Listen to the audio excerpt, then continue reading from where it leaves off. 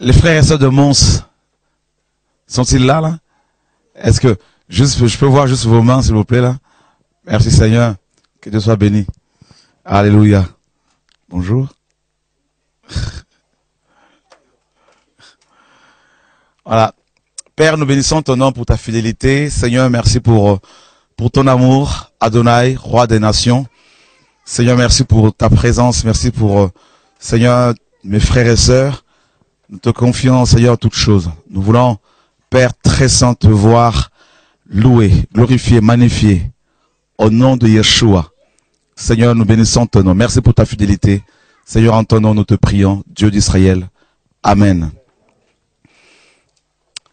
Voilà. Donc, quelqu'un a-t-il une question à poser?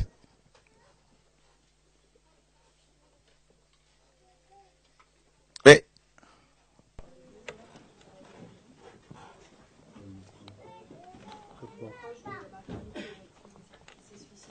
D'accord.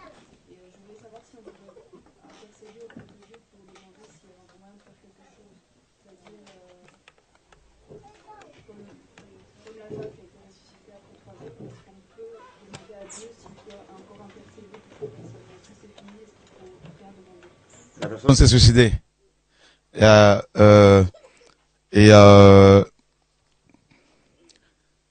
Donc tu voudrais qu'on prie pour eux, que le Seigneur intervienne? Ah, pour son salut. Ressuscité. D'accord. Elle est enterrée, elle est... D'accord. Et oui, tout est possible. Hein. Le Seigneur peut peut la ressusciter, bien sûr, parce que rien n'est impossible à celui qui croit, bien sûr. Donc,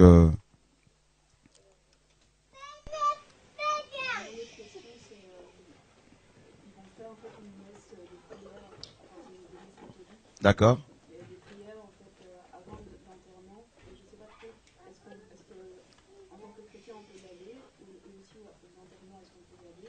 Mm-hmm. En fait, ça sert à rien. Prier pour une personne qui, malheureusement, en fait, Dieu dit dans sa parole qu'il ne faut pas tuer. Donc, une personne qui se suicide a commis un meurtre. Et il est dit dans Hébreux chapitre 9, verset 27, qu'il est réservé aux hommes de mourir une seule fois et puis après quoi vient le jugement. Donc, on peut prier pour sa résurrection si c'est la volonté parfaite du Seigneur, effectivement. Mais on ne peut pas prier pour son salut. Et maintenant, la messe de Requiem, tout ça, là, c'est tout simplement, ça ne sert à rien. Et puis, oui, assister à un enterrement, oui, il n'y a pas de souci pour ça. Ouais.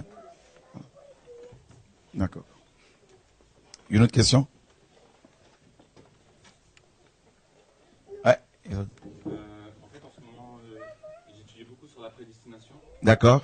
Et je voulais savoir dans quelle mesure on doit agir en fait sur Terre, parce que on doit travailler pour le salut des âmes, mais on sait aussi que tous ceux que Dieu a prédestinés au salut seront sauvés. Alors, je voulais savoir dans quelle mesure on doit travailler pour le salut des âmes en fait. Alors, en gros, que faire? Pourquoi? En gros, hein, je vais aller encore plus loin. Pourquoi évangéliser, n'est-ce pas? Et ou encore, pourquoi se sanctifier si nous sommes déjà prédestinés au salut? Nous, enfin, nous chrétiens. C'est ça, non? En fait, c'est pas ça, c'est surtout que quand je suis confronté à des chrétiens, des chrétiens qui se disent chrétiens, on arrive souvent à des longs débats qui servent à rien. Et je me dis, jusqu'à quand à quel moment je dois m'arrêter en fait? Ok. Non, c'est ce que je disais tout à l'heure justement. Parce qu'en fait, si tu veux, la Bible nous parle de la prédestination. Et maintenant, cette doctrine a été mal comprise. Et Augustin d'Hippone, au 5e siècle, a développé cette doctrine. Et Calvin, malheureusement, au 16e siècle, va dire qu'il y a il va développer une doctrine sur la double prédestination. En disant que Dieu, dans sa souveraineté, a prédestiné certaines personnes à l'enfer et d'autres au ciel. Mais ce n'est pas ce que les Écritures nous enseignent.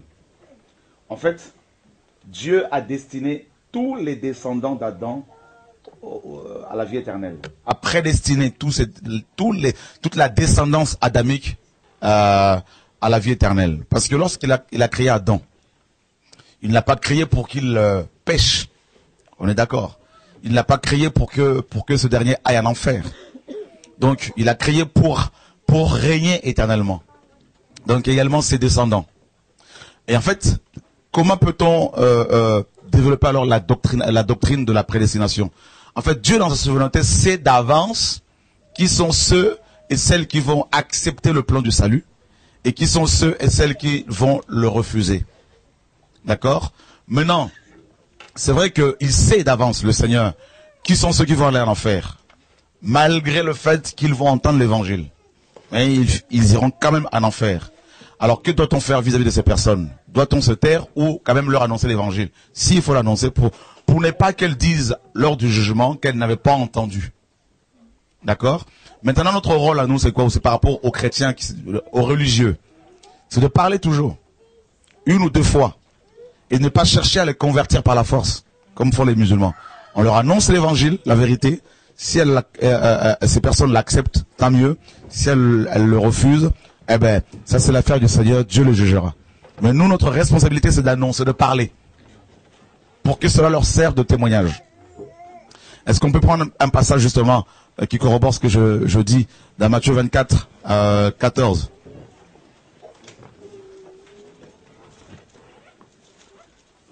Matthieu 24, 14.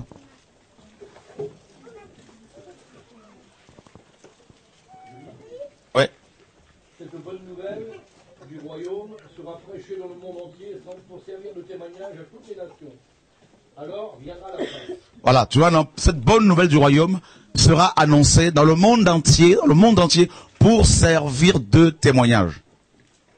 En fait, pour ne pas que les gens disent, on n'avait pas entendu ce témoignage. Voilà. Donc c'est pour cela qu'il faut proclamer l'évangile. Mais c'est vrai que Dieu sait d'avance qui sont ceux qui iront en enfer, quoi qu'on fasse pour eux, et qui sont ceux et celles qui iront au ciel. Bienvenue frère parmi nous. Mmh. Merci. Je vais revenir sur la question de la dame. D'accord.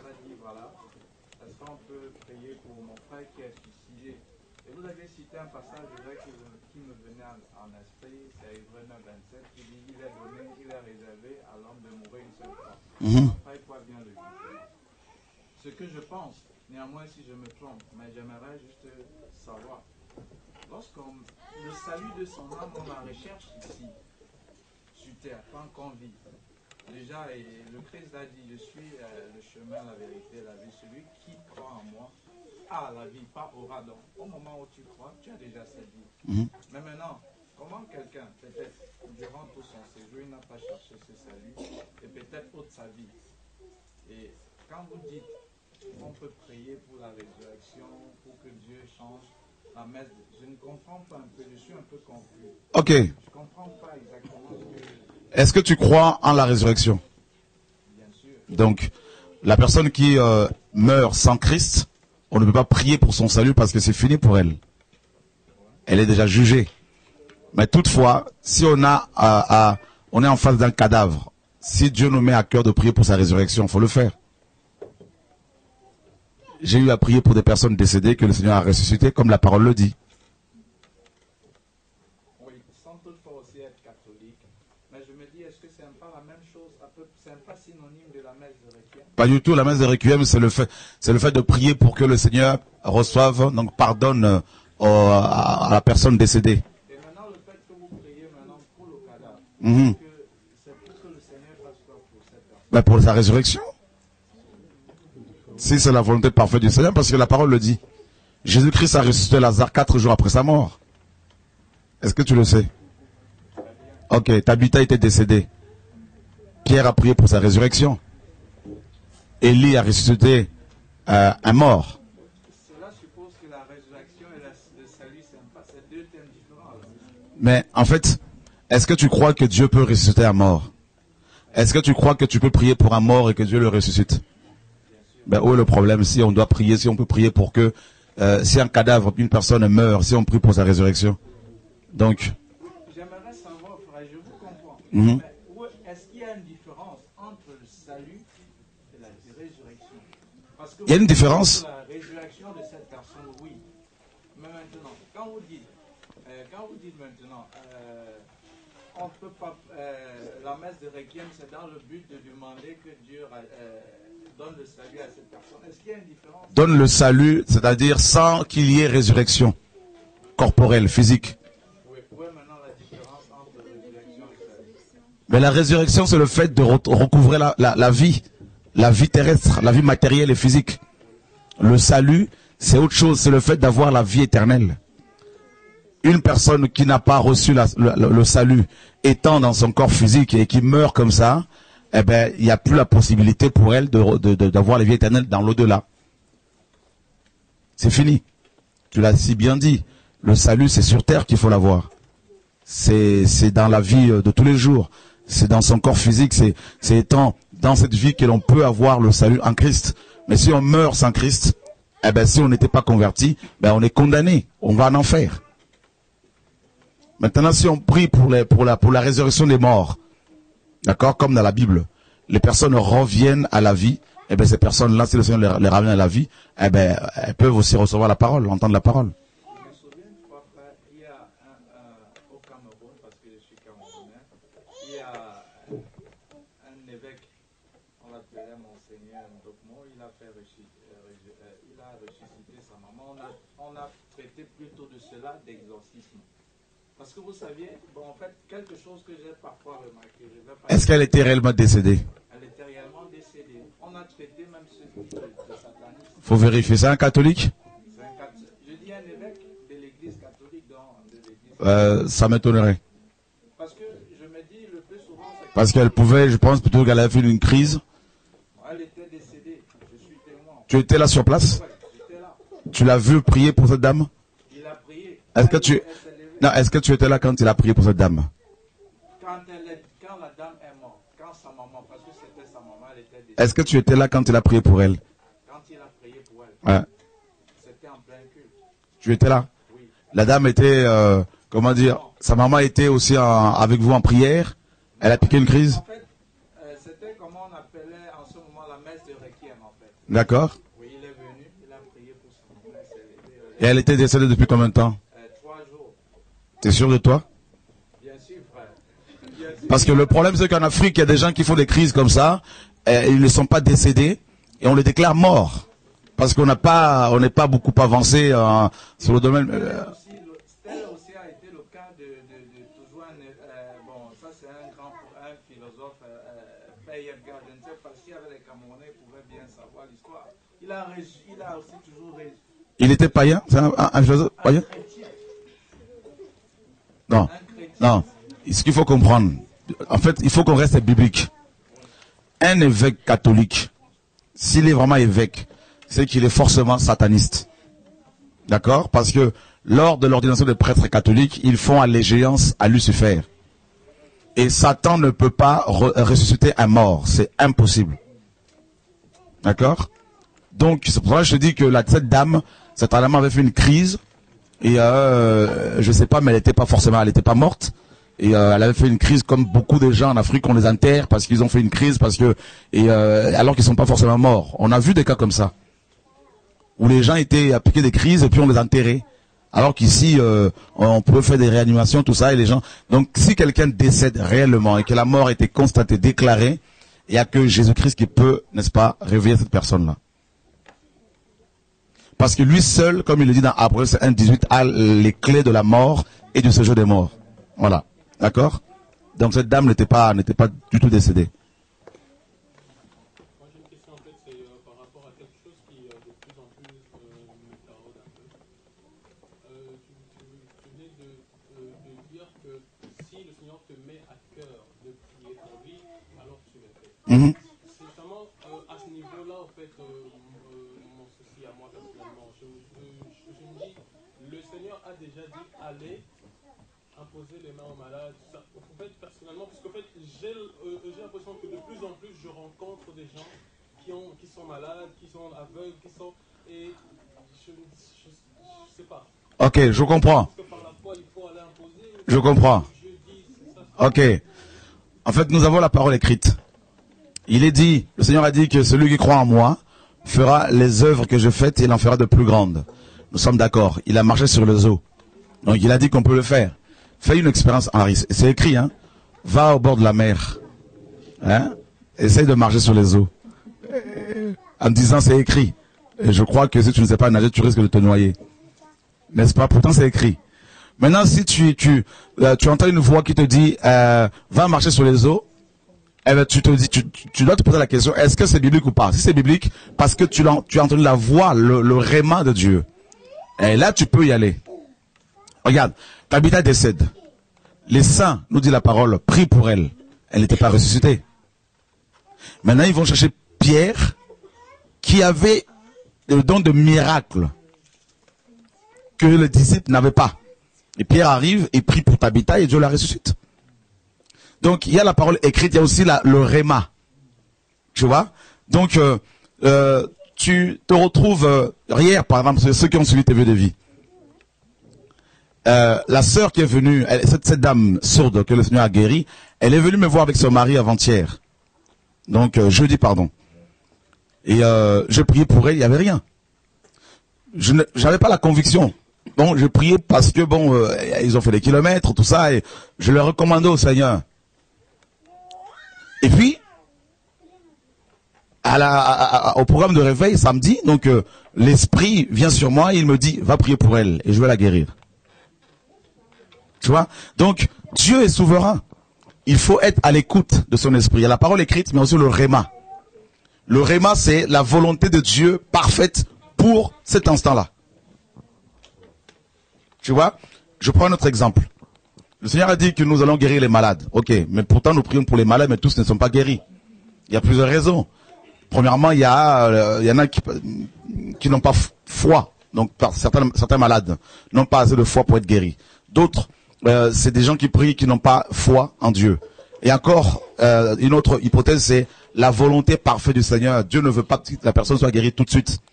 Cette maladie, c'est peut-être pour l'enseigner, c'est pour lui apprendre quelque chose. Donc toi, tu viens, tu pries, même si tu as l'onction, mais la personne ne sera pas guérie parce que ce n'est pas la volonté parfaite du Seigneur pour ce moment-là. Job était malade. Et tu pouvais prier pour lui, hein, et c'est pas pour autant qu'il allait être guéri. Le Seigneur seul allait le guérir en son temps. Donc il y a aussi la souveraineté de Dieu. Voilà. Je sais pas si t'as... Oui, parce qu'en fait, dans ce cas-là, pour ma part, j'aurais l'impression que chaque fois que je serai devant un malade, parce que volontairement, j'ai toujours cette envie d'approcher la personne qui est pour la personne, même si c'est dans des lieux publics. Mais c'est la question d'après, et si ça ne marche pas? Ouais. Bonne question. C'est humain, hein, on est. Si ça ne marche pas, c'est la question à laquelle, enfin, tout le monde se pose cette question-là. Tout le monde est confronté à ce problème, à cette problématique. Et ça m'arrive souvent également. Mais si l'onction est sur toi, il y a la foi qui ira avec. Hein, et là, tu vois le miracle. Il y a des gens qui viennent me voir, qui sont malades. Parfois, je m'apprête à prier pour eux. Le Seigneur me dit, laisse, ce n'est pas le temps. Il est dit qu'en Israël, il y avait beaucoup de lépreux. Mais pourtant, c'est Naaman qui a été guéri. Pourtant, Élisée avait l'onction pour. Parce qu'il y avait l'incrédulité aussi des Juifs à l'époque. Tu vois? Donc, Dieu est souverain. Il ne faut pas l'oublier. Parce que beaucoup sont déçus en priant pour les malades à tous azimuts. Ils ne le voient pas guérir, donc ils sont frustrés. Et ils oublient que Dieu est souverain. Il a dit qu'on va guérir les malades, c'est vrai. Mais il n'a pas dit qu'il faut le faire n'importe comment. Paul dira qu'il a laissé Trophime malade. Pourtant, il avait l'onction pour guérir. Donc, ce n'était pas la volonté du Seigneur parfaite pour que Trophime soit guéri ce jour-là. Maintenant, par exemple, je vais donner un exemple simple. Il y a 2 semaines, la même semaine, j'ai rencontré beaucoup d'aveugles. D'accord. La même semaine. Et puis, le premier jour, c'était, donc je marchais, et puis j'ai vu une femme qui était malvoyante, et elle s'est carrément cognée. ça m'a tellement fait mal, j'avais envie. Mais je me suis dit, mais Seigneur, pourquoi cette envie si alors il n'y a pas, je sais pas,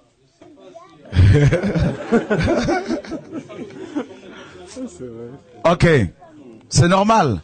Mais en fait, moi je te dirais plutôt, on doit plutôt être frustré parce que, enfin, dans la compassion par rapport à leur salut plutôt que par rapport à leur guérison.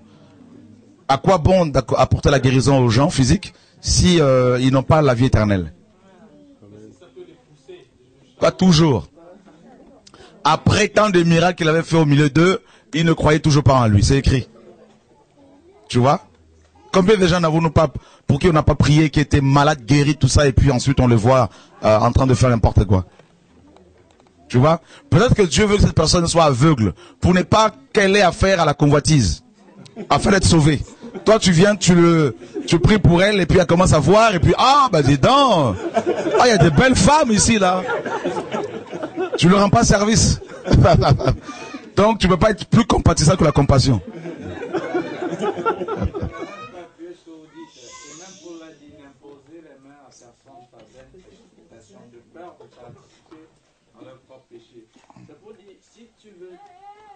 Et tu veux même imposer, payer pour quelqu'un que la personne guérit. Si la personne en elle-même ne croit pas que c'est Jésus qui doit la guérir à travers toi, elle ne peut pas être guérie.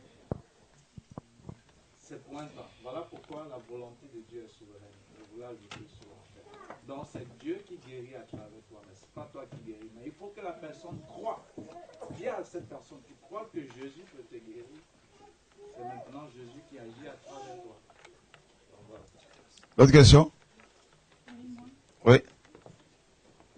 Bonjour. En fait, ma question est sur la délivrance.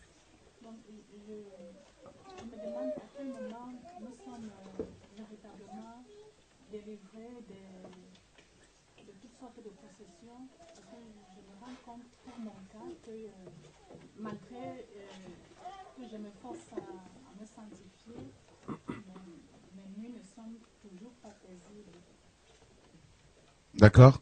Est-ce que tu as un problème de pardon, par exemple? Non, pas du tout. Ok. Colossiens 1, 12, 13 nous dit que Dieu nous a délivrés lors de la conversion. Paul disait, béni soit le Dieu de notre Seigneur Jésus-Christ. Donc, béni soit Dieu, le Père de notre Seigneur Jésus-Christ, qui nous a délivrés de la puissance des ténèbres. Et il nous a transportés dans le royaume de son Fils bien-aimé, en qui nous avons la rédemption, le pardon de nos fautes. Donc on est délivré des démons lors de la conversion. Mais le problème c'est que dans nos églises, beaucoup ne sont pas convertis. On a plus de personnes qui ont fait une adhésion intellectuelle que des véritables convertis. Donc c'est pour cela qu'ils sont toujours, ces chrétiens sont toujours possédés. Tu vois? Mais quand on est converti, comme quand un enfant vient au monde, donc qu'est-ce qu'on fait? On coupe le cordon ombilical. Donc lors de la conversion, on est délivré des démons. Et si beaucoup de chrétiens sont encore possédés, c'est parce que beaucoup ne sont pas convertis. Ça c'est la première hypothèse. La deuxième hypothèse, c'est que beaucoup sont réellement convertis, étaient convertis, mais ces personnes ont ouvert des portes en dormant sur la colère, tout ça, et les démons qui étaient sortis lors de la conversion, sont revenus beaucoup plus nombreux qu'avant. C'est pour cela qu'on voit, on trouve beaucoup de méchanceté il y a plus de méchanceté dans nos églises que dans le monde. Parce que ces chrétiens sont doublement possédés. Voilà. Mais quand on est rempli de l'esprit, on ne peut pas être, dérangé comme ça la nuit. On a le repos. Bien sûr, on a des attaques, mais Dieu nous donne la paix. Voilà.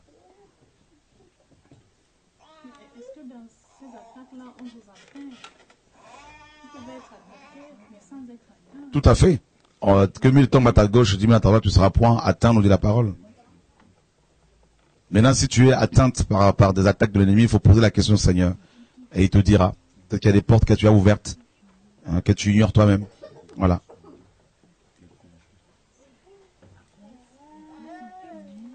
D'autres questions? Moi, c'était par rapport à Bruxelles la dernière fois. Vous avez parlé de... Il y avait une personne qui avait posé une question sur le blasphème. Et vous avez dit, il y a des gens qui ont tellement blasphémé qu'il n'y a plus de... Il n'y a plus de... Plus rien à faire pour eux. Hein? Mais en même temps, il y a un passage biblique qui contredit un peu ça, parce que la Bible dit tant qu'il y a la vie, il y a espoir. C'est quel passage? C'est dans... comment... Proverbe? Non, non. C'est dans... Ecclésiaste? Un lion mort, un chien vivant vaut mieux qu'un lion mort. Ça n'a rien à voir. Non. Ça n'a rien à voir, ça contredit pas ce passage. Parce que le problème, c'est que nous faisons des doctrines, nous développons des doctrines basées sur des versets qu'on prend là-bas et qu'on amène ici et on fait dire à la parole ce qu'elle ne dit pas. Il y a un seul péché. On peut prendre encore ce passage dans Matthieu chapitre 12.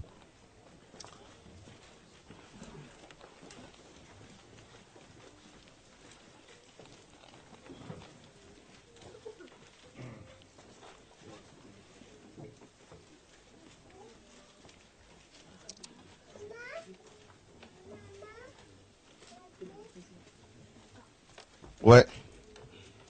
Est-ce que quelqu'un peut le lire? C'est pourquoi je vous dis, tout péché et tout blasphème sera pardonné aux hommes, mais le blasphème contre le Saint-Esprit ne sera point pardonné. Quiconque parlera contre le Fils de l'homme, il lui sera pardonné. Mais quiconque parlera contre le Saint-Esprit, il ne lui sera pas pardonné, ni dans ce siècle, ni dans le siècle à venir. Ok, Marc chapitre 3.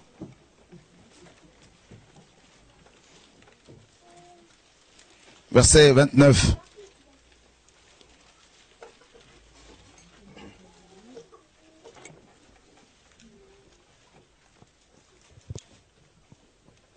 Et quiconque blasphémera contre le Saint-Esprit n'obtiendra jamais le pardon. Il est coupable d'un péché éternel. Ok. Jésus parla ainsi parce qu'il disait, il est possédé d'un esprit impur. Ok. Donc, je vais profiter pour parler un peu justement de ce péché. D'accord? Vous voyez, Marc donne une précision, que Matthieu n'a pas donnée. Il dit que celui qui blasphème contre l'esprit commet le péché éternel. D'accord? Et on va prendre 1 Jean chapitre 5 verset 16.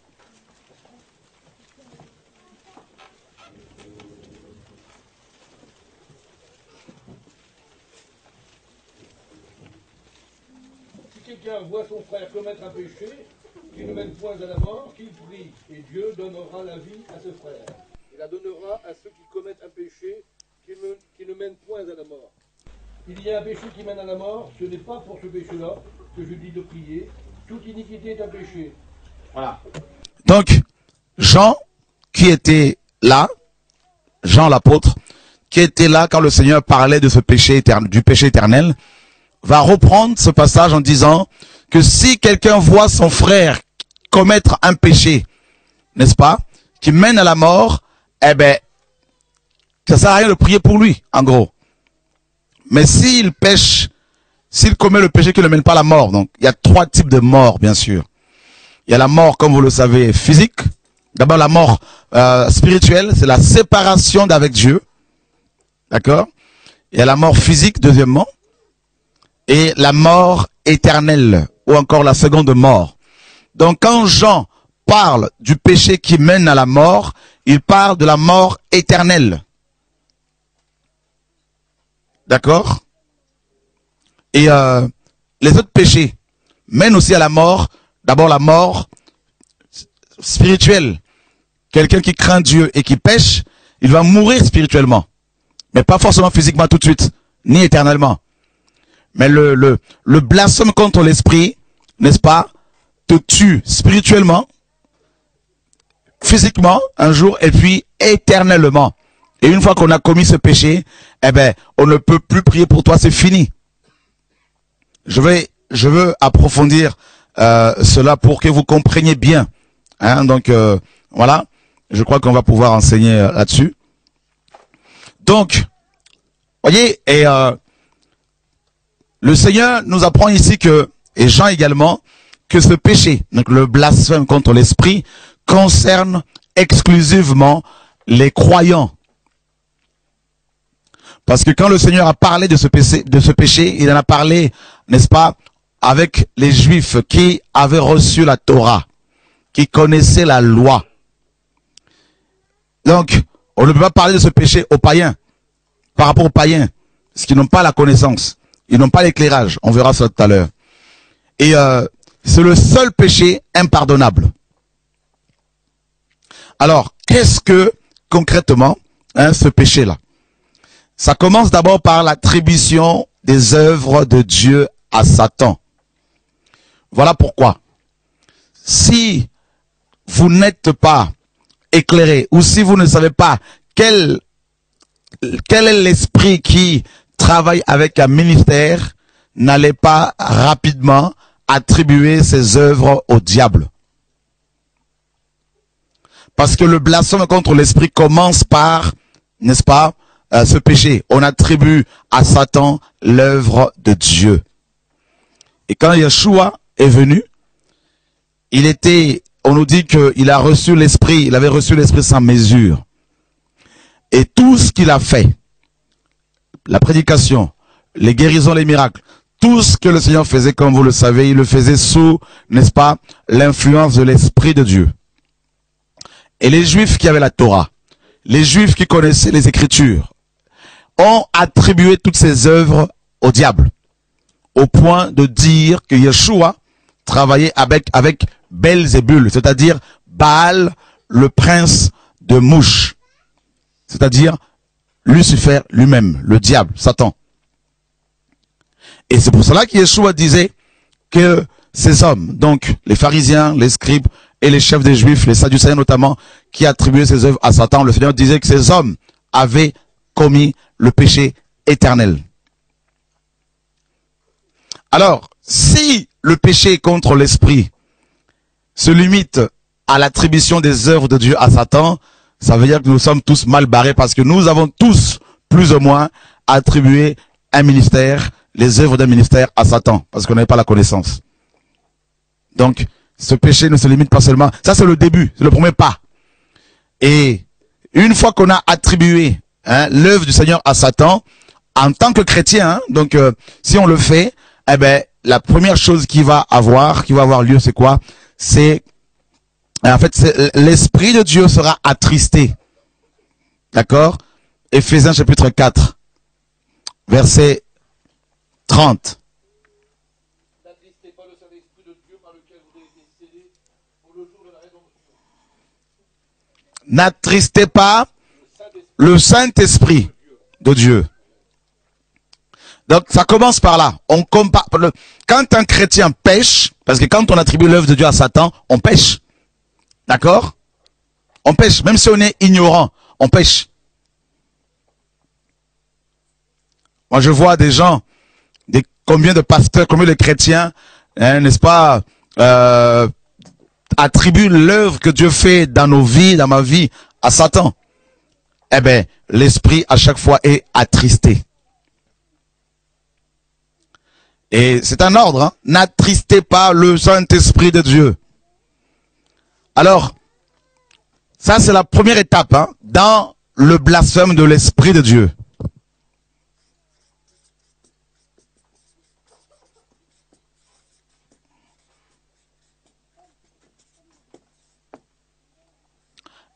L'esprit est attristé. Et deuxièmement, maintenant, pour passer de la première étape à la deuxième, je ne sais pas combien de temps il doit s'écouler. Pardon. Et la deuxième étape, c'est quoi? C'est l'esprit. 1 Thessaloniciens, chapitre 5, verset 19. N'éteignez pas l'esprit, ne méprisez pas les prophéties, mais examinez toutes choses, retenez ce qui est bon, abstenez-vous de toute espèce de mal. Ok. D'abord, l'esprit est éteint. Le chrétien rempli de l'esprit, un chrétien, on va prendre un exemple, il y a un chrétien rempli de l'esprit, et il va commencer à attribuer l'œuvre de Dieu à Satan, l'œuvre que Dieu fait dans la vie d'un frère, d'une sœur, n'est-ce pas, parce qu'il n'a pas la connaissance, parce qu'il n'a pas compris. Et il va commencer, parce qu'il écoute à gauche, à droite, il va commencer à attribuer ce ministère, cette onction à Satan. L'esprit qui est en lui, donc, est attristé. Ce chrétien peut, pendant 5 ans, attribuer cette œuvre, l'œuvre d'un frère, d'une sœur à Satan. Et pendant 5 ans, l'esprit est attristé. Et il n'est pas forcément éteint, mais il est, parce que Dieu est patient. Il prend son temps, pour nous interpeller, pour nous ramener à la raison. L'esprit est attristé. Donc comme je vous le disais, entre les deux, n'est-ce pas, étapes, je ne sais pas, je ne saurais pas vous dire, ça, Dieu seul le sait, dans sa souveraineté, combien de temps doit s'écouler avant de passer de la première étape à la deuxième. L'esprit est éteint. Rappelez-vous bien que le Saint-Esprit est représenté par un chandelier. Amen.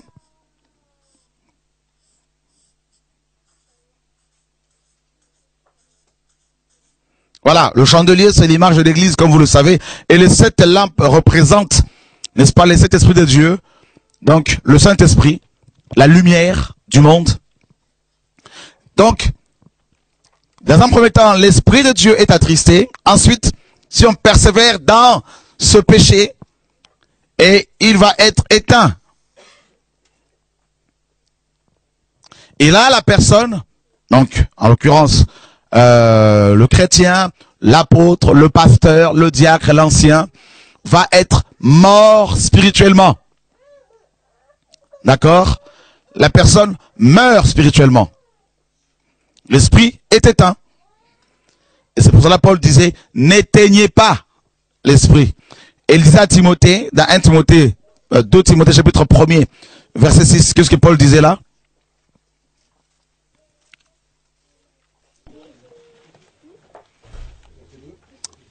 « 2 Timothée 1, 6. Merci Paul, pas de problème. C'est pourquoi je t'exhorte à ranimer la flamme du don de Dieu que tu as reçu par l'imposition de mes mains. Ranimer, voyez non?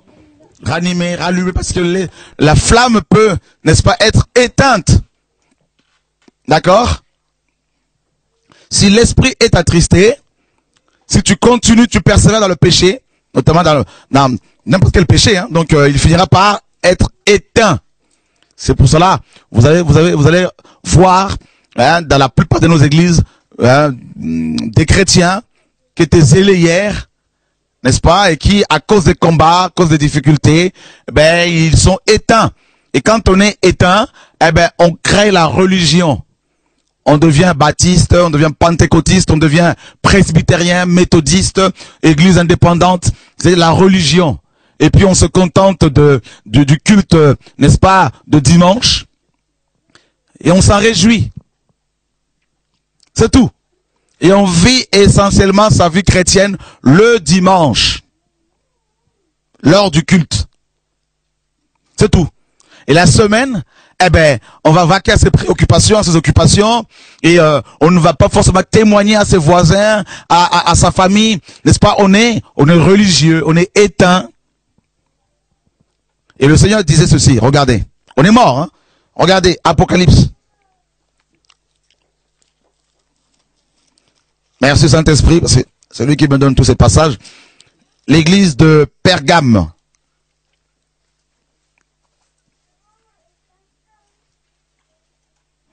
Oh Seigneur, aide-nous. Apocalypse, chapitre 3. Verset 1er à 2. Écrit à l'ange de l'église de Sardes. Voici ce que dit celui qui a les 7 esprits de Dieu et les 7 étoiles. Je connais tes œuvres. Je sais que tu passes pour être vivant et tu es mort. Sois vigilant et affermis le reste qui est près de mourir, car je n'ai pas trouvé tes œuvres parfaites devant mon Dieu. Rappelle-toi donc comment tu as reçu et entendu la parole. Garde-la et repens-toi. Si tu ne veilles pas, je viendrai comme un voleur, et tu ne sauras pas à quelle heure je viendrai te surprendre. Ok, on peut s'arrêter là. Oui. Donc, on attribue l'œuvre de Dieu à Satan. L'esprit est attristé, ça peut durer des années. Il est aussi attristé quand on tombe dans n'importe quel péché. D'accord? Et si on persévère dans ce péché, s'il n'y a pas une repentance, eh ben il est éteint. Et là, c'est la deuxième étape. Et là, c'est la mort spirituelle. Et on tombe dans le même piège dans lequel était tombée l'église de Sardes. Le Seigneur dit, tu passes pour être vivant, hein, à cet ange. Hein. Tu passes pour être vivant, mais voici, tu es mort. Et parce que tu es mort, tu ne sauras pas à quelle veille de la nuit je viendrai. D'accord? Ça correspond au sommeil, à la mort spirituelle. Et rappelez-vous bien de la parabole, de 10 vierges. On nous dit que les 10 s'étaient endormis. Assoupis d'abord et endormis. Alors nous avons, dans la plupart de nos églises, justement, malheureusement, actuellement, des chrétiens endormis. Si Dieu vous ouvre les yeux spirituels, vous verrez qu'ils ronflent. Ils sont endormis. Mais pourtant, il est dit ici, le Seigneur dit à cet ange, tu passes pour être vivant, mais tu es mort. Ça veut dire quoi? Ça veut dire que tu as d'une bonne chorale, hein, tu joues de la musique, la guitare, du piano, tout ça, vous dansez avec vos drapeaux, tout ça, mais vous êtes mort. Donc, il y a beaucoup d'agitation, n'est-ce pas? Beaucoup, et les gens sont morts, ils sont morts. Pourtant, ils proclament haut et fort qu'ils sont chrétiens, qu'ils sont réveillés, mais en fait, ils sont morts.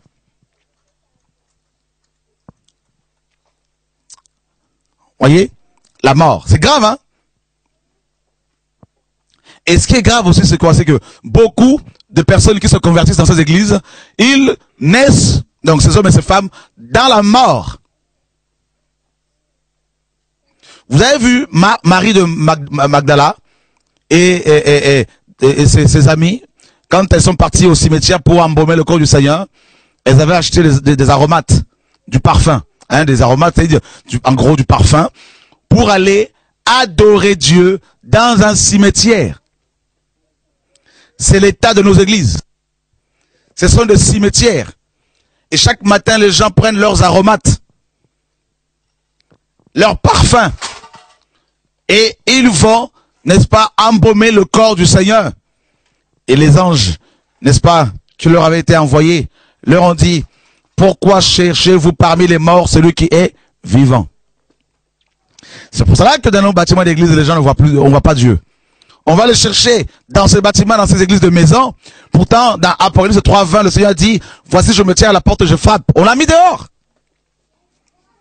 Il n'est pas dedans. C'est comme quand le Seigneur est venu sur terre. Ceux qui allaient le chercher dans le temple, ils ne le trouvaient pas. Dans les synagogues, on le chassait à chaque fois. Et on le trouvait où? Hors la ville, hors le temple, dans le désert, comme Jean-Baptiste. Et aujourd'hui, dans nos églises, nos pasteurs ont tellement blasphémé contre le Saint-Esprit qu'ils ont chassé le Seigneur de leur bâtiment d'église, de leur cœur, de leur maison. Ils ont préféré créer des organisations ecclésiastiques, des fédérations, des pastorales.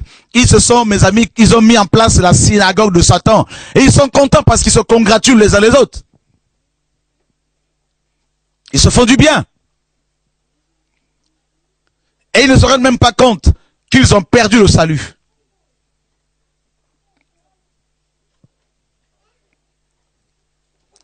Frère, je me suis rendu compte de quelque chose. Je continue dans l'enseignement sur le blasphème. Hein. Donc, voilà. Je me suis rendu compte de quelque chose. Si quelqu'un veut aller au ciel dans notre génération, il doit tout faire pour éviter ces églises. Le Seigneur disait aux pharisiens, parce que c'est très biblique ce que je vous dis, il disait aux pharisiens, vous courez la mer, tout ça là partout dans les nations, pour faire des prosélytes. Et lorsque vous en avez fait un, vous le transformez 2 fois pire que vous. Vous le transformez en fils de la GN. C'est terrible, hein? Quelqu'un qui était païen, un païen, qui était plus proche de la vérité, de la vie éternelle, étant païen, parce qu'il n'était pas sauvé, bien sûr, il n'est pas sauvé, mais il était plus proche, parce qu'il pouvait avoir une vie, d'une moralité à peu près recommandable. Mais ils tombent sur les pharisiens, ils vont l'enseigner, ils vont l'endoctriner, ils vont l'emmener dans leur synagogue de Satan, ils vont le transformer en businessman, en se servant de la Bible pour vendre l'évangile, et il devient 2 fois pire qu'avant. Voyez? Et il se met à blasphémer. Et regardez notre génération. Quand Dieu envoie les prophètes, qui sont ceux que le lapident? Ben, nos pasteurs. Voyez à quel point ils ont blasphémé? On ne peut plus les récupérer, ils ne sont plus récupérables. C'est fini pour eux. Ça peut vous choquer, mais c'est très biblique. C'est fini. Eux, ils tiennent à leur salaire, à leur retraite. N'allez pas leur dire de quitter leur travail, parce qu'ils vont vous dire comment allons-nous faire pour payer nos loyers, les bâtiments de nos églises, l'entretien, tout ça. et les charges et aussi nos maisons et notre retraite. Ces hommes-là, mes amis, ce sont des aveugles qui conduisent d'autres aveugles ou dans un trou. Voilà. Et où sont les prophètes? Les prophètes, mais Dieu leur a demandé de quitter leur dénomination, de lâcher leurs assemblées et d'être seuls. Voyez? Et c'est que Dieu me demande. Et vous savez ce que mes collaborateurs d'avant disent, hein? Non, il nous a abandonnés. Faut pas abandonner. Dites-lui, n'est-ce pas? Il s'appelle entre eux en disant, il faut lui dire de ne pas abandonner ses compagnons de souffrance. Parce qu'ils n'ont rien compris. Eux, ils veulent quoi? Nos chrétiens d'aujourd'hui, ils veulent la tour de Babel. Ils veulent quoi? Ils veulent que les prophètes soient l'épicentre, mes amis, de leur tour de Babel. Ils ne veulent pas de Jésus. Voyez? Ils sont là comme des loups ravisseurs cruels, cherchant les âmes à récupérer pour commencer leurs églises de maison, pour leurs entreprises. C'est tout ce qu'ils veulent. Voyez, frère, cette génération, elle est corrompue. Vous voyez, c'est l'église de Laodicée, elle est corrompue, cette génération. Elle est corrompue, frère. Vous voyez, Laodicée dit quoi? Laodicée dit, je suis riche, je me suis enrichi, je n'ai besoin de rien. Vous voyez, Laodicée dit quoi? Regardez mes bâtiments, regardez nos assemblées. Nous avons construit des assemblées avec des vitraux. Nous avons construit des assemblées, mes amis, avec des chaises, hein, n'est-ce pas, en cuir. Vous voyez, des bâtiments énormes. Mais le Seigneur dit, tu es misérable, tu es aveugle, tu es nu. Voilà l'église de Laodicée. C'est une église qui a blasphémé. Elle a commis le péché éternel, impardonnable. Il n'y a plus rien à faire. Vous voyez, frère, cette génération, vous voulez aller au ciel? Vous voulez aller au ciel, frères et sœurs? Alors évitez ces églises. Vous voyez? Ne me dites pas, frère, c'est dans quelle église maintenant? Tu nous recommandes laquelle? Moi, j'ai plus d'église, frère. J'ai plus d'église. Je pars ici et là, comme là, la montre pour crier, simplement. Mais j'ai plus d'église. Fini ça. Mon église, c'est l'assemblée céleste. Quand on se rencontre avec des frères et sœurs, on partage. Voilà. C'est ça le royaume. C'est le royaume maintenant. Il faut qu'on sorte de nos prisons. Vous voyez? On passe à être vivant. On est là, on acclame alors que c'est rempli d'hypocrites. Vous voyez? D'hypocrites qui sont là, qui se battent pour les titres, les ministères, qui sont là pour démontrer leur connaissance, tout ça là, parce que ils sont là aux aguets. Dès qu'ils tombent sur un frère qui est faible, une sœur qui est faible, eh ben ils vont lui mettre le grappin dessus pour le contrôler. Voilà nos églises. Vous voyez? Les gens ont blasphémé, ils sont morts spirituellement.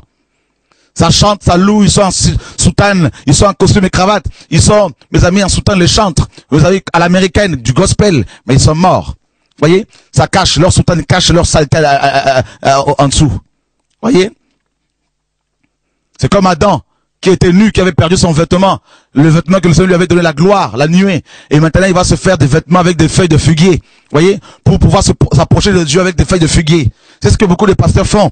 Ils ont fait des costumes, n'est-ce pas, à leur image, des collets cléricales, des soutanes. Vous savez pourquoi? Pour aller devant Dieu. Mais Dieu voilà une unité, frères et sœurs. Vous voyez? Voilà notre génération. Et c'est grave. Nos églises ont blasphémé contre l'Esprit de Dieu. Et quand Dieu suscite un mouvement de réveil, eh ben, des religieux cherchent à l'étouffer. Vous voyez, quand Dieu envoie un prophète, des religieux viennent, ils l'entourent comme des crabes pour l'étouffer, pour l'éteindre. Ils veulent se le partager. Ils veulent se l'approprier. Ils veulent s'en accaparer. Vous voyez, et s'ils refusent, eh ben, on le tue avec la langue. On le lapide. Voilà notre génération. C'est rempli d'impudiques qui chantent, qui font des albums. C'est rempli de voleurs qui font des coffrets d'enseignement et qui les vendent. Mes amis, sur Internet, c'est du marché, c'est du marketing, c'est du management dans nos églises. Tout est mélangé, frère, c'est la confusion. Voilà notre génération. Nos églises ont blasphémé contre l'esprit. Voyez? C'est la confusion. Cette nuit, jusqu'à 3 heures du matin, Dieu ne voulait pas que je dorme. Il fallait que je parle en langue, il fallait que je travaille l'église de Laodicée, l'église, mon prochain livre. C'est terrible. Tu vois à quel point nos églises sont malades. Frères et sœurs, on fait l'apologie des bâtiments, mes amis, à la gloire des hommes, de maisons, d'églises. On fait l'apologie des ministères. On fait l'apologie de nos églises. N'est-ce pas? On prêche nos églises. Venez prier chez nous dans notre église. Vous allez voir notre pasteur, il prêche bien. Venez dans notre église, vous serez délivrés. Venez, vous allez voir. Vous voyez? Et ces gens qui parlent ainsi ne connaissent pas le royaume, frères et sœurs. Leur mentalité ne change pas. Voyez? Ils n'ont qu'une seule vision, c'est l'argent, argent, enrichissement personnel. Vous voyez, tout ça là, c'est Laodicée, frère, c'est Laodicée. Vous voyez, les gens ont blasphémé contre l'esprit. Vous voyez, ils ont chassé l'esprit, ils l'ont remplacé par la liturgie. Ils l'ont remplacé par leur méthode. Ils l'ont remplacé par leur système. Vous voyez, tous les dimanches, on sait comment ça fonctionne. Vous voyez, donc c'est grave. Et ces églises-là, mes amis de Laodicée, sont remplies de consommateurs, des chrétiens qui vont toujours pour consommer, jamais pour partager, mais pour recevoir, comme des bouteilles vides qui doivent être remplies toutes les semaines. Et à la fin de chaque semaine, elles se vident. De nouveau, il faut se faire remplir par des pasteurs qui, eux, se disent être professionnels et parce qu'ils ont un salaire à cause de vous. Vous voyez, frère? Donc, on a tous, beaucoup ont blasphémé contre l'esprit. Et Dieu dit, ils paraissent être vivants, mais ils sont morts. Ils vont dans les assemblées, ils sont bien habillés, ils sont propres, ils sont maquillés, ils sont parfumés. Mais la semaine, frère, ils vont se servir les papiers d'autrui pour aller travailler pour les Africains, pour les étrangers. Ils vont envoyer leur passeport en Afrique pour faire venir leurs copains, leurs copines, leurs neveux, leurs tantes, qu'ils déclarent être et ils font venir leurs nièces, qu'ils déclarent être leurs filles biologiques. C'est la confusion dans nos églises, là, frère. C'est la confusion. Il n'y a plus rien, là. C'est la mort, là. C'est fini, là. Les gens blasphèment contre l'esprit. Voyez, frère? Et c'est terrible. C'est terrible. Ils vont en enfer, ces chrétiens-là. Ils vont en enfer. Chaque dimanche, ils vont recevoir le formatage pour les préparer à l'enfer. C'est tout. Chaque dimanche, ils s'éloignent un peu plus du Seigneur. S'ils restent chez eux à la maison, ils seront plus du Seigneur que s'ils vont dans ces assemblées parce qu'on va les éloigner du ciel. Avec des doctrines de démons qui viennent de l'enfer. Des doctrines inspirées par le diable en direct pour aveugler ces hommes. Voyez? Et c'est terrible, frères et sœurs. C'est pour cela que beaucoup de chrétiens qui vont dans ces églises-là, mes amis, à leur mort, là, ils tombent dans le trou de l'enfer et ils crient, oh Seigneur, je suis pentecôtiste, oh je suis baptiste, je suis méthodiste, Seigneur, j'étais fidèle à mon église. Le Seigneur leur dit à chaque fois, oui, vous êtes fidèles effectivement à vos églises, mais vous n'étiez pas fidèles à ma parole. Oh Dieu, sauve-nous. Voyez, et regardez le contraste entre l'ange de Laodicée qui était bien habillé, qui était, mes amis, rempli d'or, d'argent, de billets de banque, et qui n'avait aucune persécution. Voyez, qui n'était pas persécuté. Regardez le contraste entre cet ange, n'est-ce pas, entre les chrétiens de Laodicée, remplis d'argent, et, mes amis, les chrétiens dont il est question dans Hébreux 11, des hommes dont le monde n'était pas digne, qui étaient vêtus en peau de vêtements, peau d'animaux, et qui, mes amis, étaient persécutés, dénués de tout. Alors, vous avez vu? Ceux qui avaient la foi indispensable au salut, l'ange de l'église de Laodicée n'a pas foi en Dieu. Voyez, nos églises là, elles sont mortes. Les gens ont blasphémé contre l'esprit. Voyez?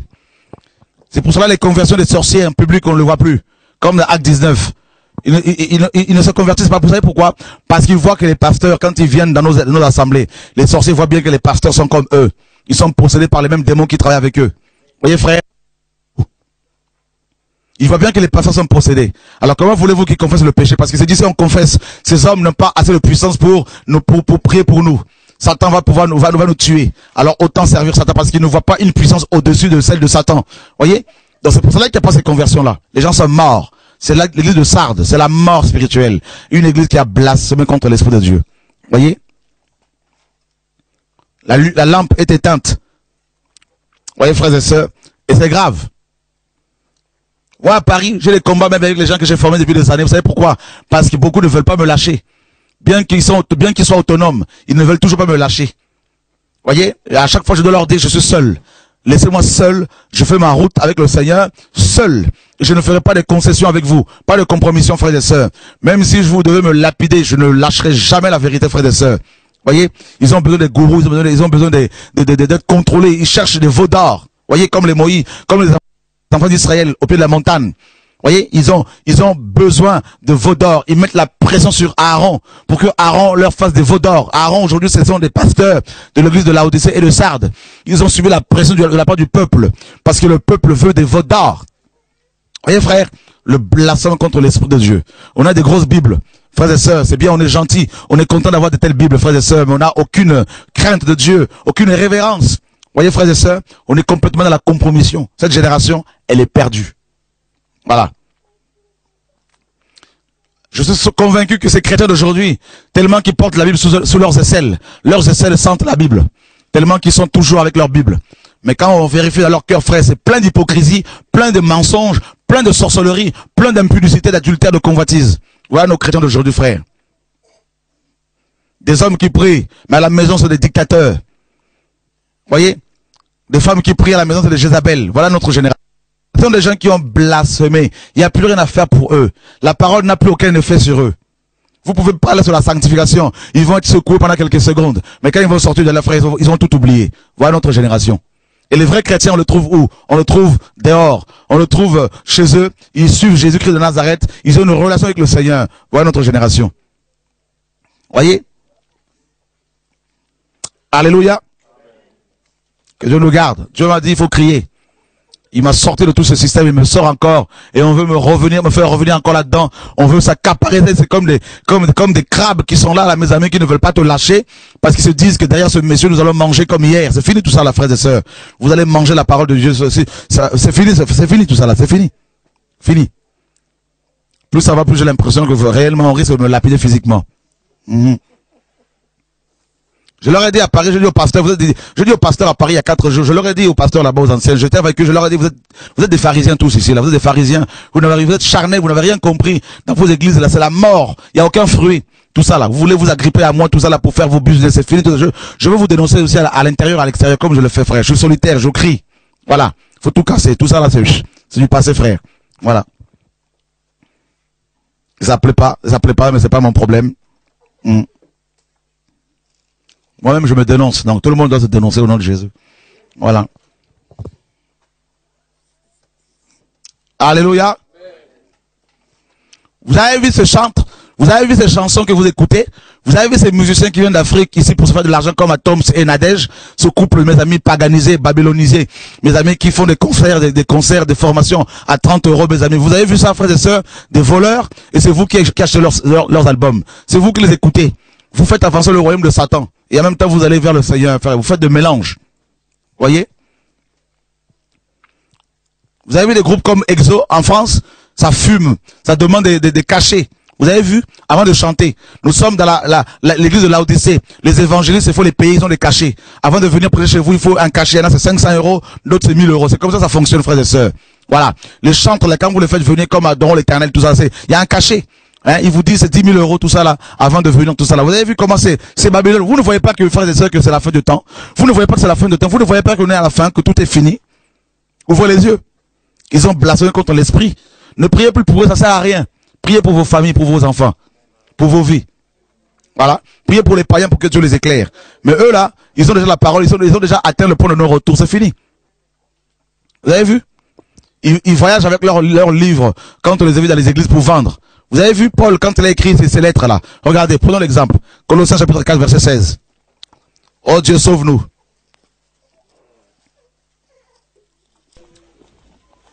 Oh, que cette vidéo soit diffusée partout, frère. Je sais que ma tête est recherchée, c'est pas mon problème. De toute façon, j'aime la guerre spirituelle, j'aime ça. Alléluia, gloire à Dieu. Lorsque cette lettre aura été lue chez vous, faites en sorte qu'elle soit aussi lue dans l'église des Laodiciens, et que vous lisiez à votre tour celle qui lui sera arrivée de Laodicée. Lorsque cette lettre aura été lue chez vous, vendez-la ailleurs. Faites en sorte qu'elle soit aussi lue dans les autres églises. Et à votre tour, lisez aussi la lettre qui viendra de leurs assemblées, en gros. Mais regardez nos bishops d'aujourd'hui, ceux qui écrivent les livres. Quand ils voyagent comme ça, là, ils ont leurs livres qu'ils vendent à chaque fois. Vous avez vu? Allez les voir pour leur demander gratuitement un livre. Ils vous diront, non frère, l'évangile est gratuit, mais l'évangélisation est payante. Vous avez vu? Mais pourtant là, dans votre Bible, hein, Paul dit que ces lettres ont été gratuites. Vous voyez, il fallait les lire, qu'elles soient lues partout. Vous avez vu frère? Alors quelle Bible avez-vous? Quel évangile avez-vous reçu? Frères et sœurs, c'est pour cela que je vous dis que cette génération va en enfer. Vous n'y croyez pas? C'est pas mon problème. Mais une fois que vous serez en enfer, vous allez vous rappeler de cette parole à chaque fois, pendant l'éternité. Oh Dieu, sauve-nous. Ils ont blasphémé. Nos églises ont blasphémé. Nos pasteurs, la plupart ont blasphémé. Les chantres ont blasphémé. Vous allez leur prêcher l'évangile, ils vous diront, frère, laissez-nous tranquilles. Voyez? Dieu les frappe, mais ils ne prennent pas. Ils ne comprennent pas. Voyez frère, ils sont déjà aveuglés. C'est fini pour eux. Ils ont blasphémé contre l'esprit. Comme les pharisiens. Vous avez vu? Avec Jésus. Il n'y a rien à faire. Rien. Rien à faire. Vous avez vu les lettres de Paul? Paul, quand il écrivait ses lettres, il les envoyait par ses équipiers apostoliques. Il y en a qui pouvaient faire 1 mois de route. Hein, 1 mois. Parce qu'il prenait le bateau, tout ça là. 1 mois. Vous savez, quand Paul est allé à Rome, il a mis une semaine, hein, n'est-ce pas? 1 mois. Et regardez, s'il devait vraiment taxer, mes amis, les frères et sœurs, qui recevaient ces lettres, ils paieraient plus que nous aujourd'hui. Voyez? Mais aujourd'hui, nous avons le net. On peut envoyer facilement nos livres sous format électronique, PDF, tout ça, en un clin d'œil, et gratuitement. Mais qu'est-ce que nous faisons? C'est de la vente que nous faisons, frères et sœurs. Voyez? Nous sommes pires que les autres, pires que les Juifs sous Moïse. Parce que nous sommes sous la grâce. Nous avons l'esprit. Nous avons eu l'esprit à nous, contrairement à eux. Mais nous sommes plus méchants qu'eux. Voyez? Et nous serons plus jugés sévèrement qu'eux. Voyez? Et c'est grave. Les gens ont blasphémé contre l'esprit. Ils se contentent de leur bâtiment d'église. Ils se contentent de dimanche. Ils ouvrent leur Bible seulement le dimanche. La semaine, ils vont, mes amis, boire autre chose, d'autres saletés à la télévision. La semaine, frère, vous savez ce qu'ils font? Mes amis, ils vont écouter d'autres musiques, la musique profane. Ils se font du bien. Ils vont s'empiffrer, ils vont fumer, ils vont boire. Voyez? Ils vont se faire caresser, n'est-ce pas, homme ou femme, alors qu'ils ne sont même pas mariés. Ils sont dans l'impudicité, dans l'adultère. Ils sont déjà en enfer. Vous ne voyez pas qu'ils sont déjà en enfer, frères et sœurs? C'est fini pour eux. C'est fini. C'est fini. Ils sont dans les coutumes, dans les traditions d'hommes. Ils sont ancrés dans leurs traditions. Et quand ils se marient, ils vont faire la dot à 5 000 € pour les Africains. Ils vendent leurs enfants. Vous avez vu? C'est fini pour eux. Alors que les Écritures nous disent que c'est aux parents d'amasser pour les enfants. Eux, c'est le contraire. C'est les enfants qui doivent amasser pour eux. C'est la sorcellerie. Vous avez vu? Il n'y a rien à faire pour eux. Leur culture, leurs coutumes, ils sont au-dessus de la parole de Dieu. Vous avez vu comme le Seigneur disait, vous avez annulé la parole de Dieu par vos traditions, vos coutumes que vous avez établies. Vous avez vu? Il n'y a rien à faire. Vous leur donnez rendez-vous, ils vous donnent rendez-vous à 14 h, ils arrivent à 16 h parce que c'est l'heure africaine. Vous avez vu, frère? Il n'y a rien à faire pour eux. Ils sont dans les coutumes, les traditions d'hommes. Il y a une malédiction, ils sont comme maudits par leur tradition. Vous avez vu? Il n'y a rien à faire. Regardez vous-même, ouvrez les yeux. Vous n'êtes pas... Mes amis, vous savez, je vais vous dire une chose. Un des premiers fruits que l'on voit chez un chrétien, c'est quoi? C'est l'humilité, parce que Dieu lui-même est la personne la plus humble. N'est-ce pas? L'être le plus humble. Il a tout créé, mais on ne le voit pas. Mais regardez nos pasteurs aujourd'hui. Ils sont orgueilleux. Ils sont hautains. Quand ils ont 3, 4, 5 églises, on peut même plus leur parler, ils sont arrivés. Ils sont même pas accessibles. Voyez? Il est beaucoup plus facile de voir les bourgmestres, les maires de nos villes, hein, que nos pasteurs. On voit même pas l'humilité, frère. On voit même pas la crainte de Dieu. Voyez? C'est clair, c'est terrible. Or, l'orgueil, mes amis, l'orgueil est un fruit qui se manifeste facilement dans la vie des satanistes. Parce que Satan est orgueilleux. Voyez, il s'est rebellé contre Dieu à cause de l'orgueil. Voyez? Les fruits, on reconnaît l'arbre à ses fruits. Vous voyez vous-même que c'est fini nos églises là. C'est fini, frère. C'est fini. Vous voulez aller en enfer? Fréquentez-les. La communion fraternelle, oui, c'est biblique. Avec des frères et sœurs qui craignent Dieu. 2, 3, 4, 5 personnes, oui. Mais nos assemblées là, où mes amis, remplies de monde là, c'est fini. Vous avez vu hier à la réunion de réveil, les enfants qui étaient là à la sorcellerie. Mais si Dieu n'est pas là, ces enfants là vont continuer à ensorceler tout le monde. Voilà nos églises. Voyez? C'est grave. Les pasteurs sont possédés. Ils sont endormis, ils sont envoûtés par le diable, par les sorciers qui les manipulent. Voyez? Ils n'ont qu'un seul message. Donnez, vous serez bénis. Donnez, vous serez bénis. Venez à l'église tous les dimanches. Soyez fidèles à l'église. Et non à Dieu, mais à l'église. N'est-ce pas? Obéissez à vos conducteurs. N'abandonnez pas vos assemblées. Voilà tout ce qu'ils vous proposent. Voyez? Ils ont déjà, les amis, ils ont attristé l'esprit. Voilà pourquoi il n'est plus dans nos églises. Il est parti depuis des années. Il y a des églises qui naissent sans l'esprit. Et c'est l'esprit de l'erreur, de l'antéchrist qui travaille au sein de ces églises, frères. Et les chrétiens qui naissent dans ces églises-là, ils naissent avec la mentalité antéchrist, avec l'esprit antéchrist, Babylone. N'est-ce pas? Ils boivent le vin de la débauche, matin, midi, soir. Ces enseignements, ces fausses doctrines, mes amis. Daniel, à Babylone, avait refusé le vin du roi, les mets du roi. Et nos pasteurs, mes amis, proposent à nos chrétiens d'aujourd'hui les mets du roi. Frères et sœurs, le vin du roi. Voilà pourquoi ils ne sont pas inquiétés par, mes amis, par les politiques. Parce qu'ils ont fait allégeance à ces politiques, frères et sœurs. Ils sont à genoux devant ces hommes politiques pour avoir des miettes, voyez, n'est-ce pas, pour avoir leur protection. Mes amis, Ésaïe 30 et 31 nous disent, ces deux passages nous disent clairement, malheur à celui qui va prendre Pharaon pour protecteur, mes amis, qui se fie à la multitude des chevaux pour être protégés. Voilà nos bishops d'aujourd'hui, frères et sœurs. Ils sont frappés par le Seigneur. Ils sont frappés, voilà pourquoi ils sont aveuglés. C'est la frappe du Seigneur, c'est le jugement du Seigneur. Et Pierre nous dit que le jugement va commencer dans la maison de Dieu. Depuis des années, le Seigneur a commencé à juger nos églises. Voilà pourquoi nos pasteurs sont de plus en plus exposés, mes amis. Ils sont de plus en plus exposés. Leur cupidité, leur orgueil, leur méchanceté, leur division, leur business, c'est aux yeux, au vu et aux yeux de tout le monde. Vous avez vu? Ils ne se cachent même plus. C'est pour cela que je vous tiens à vous dire, frères et sœurs, cet après-midi, qu'ils sont déjà, ils ont blasphémé, l'esprit est attristé, l'esprit est déjà éteint. Voyez, il est tellement éteint qu'il n'y a plus de conversion authentique.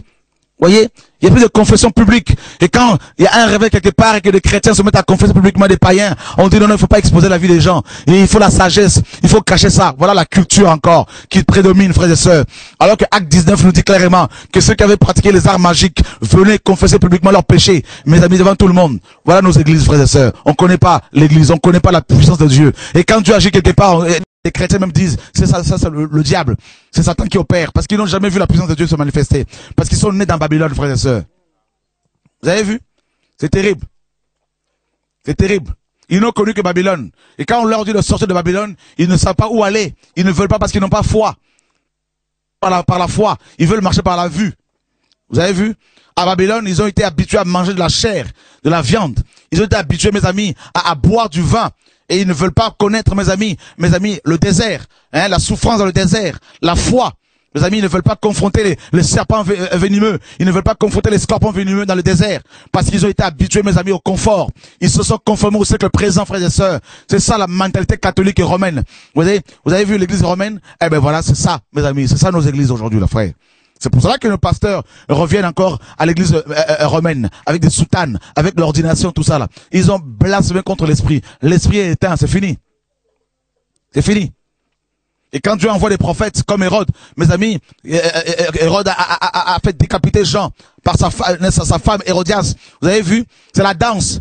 C'est à cause de la danse que Jean-Baptiste a été décapité. C'est à cause de la vérité qu'il prêchait. Vous avez vu? La fille d'Hérodias a bien dansé. Voilà nos églises, on danse. Et on va décapiter les prophètes.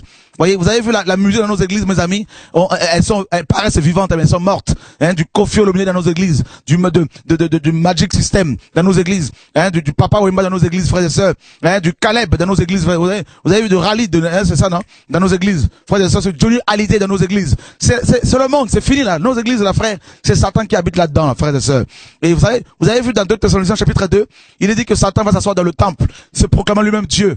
Eh ben, il est dans nos temples, il est assis. Vous croyez que Satan, il se trouve où? En enfer? Oui, mais il est aussi dans nos églises, frère, il est assis. Vous avez vu? Il est assis sur les estrades, sur les chaises en cuir, en fauteuil en cuir, là. Il est dessus. Il est assis. Et les démons, ils sont où? Ils sont là-dedans. L'impudicité, c'est où? C'est là-dedans. L'adultère, c'est là-dedans.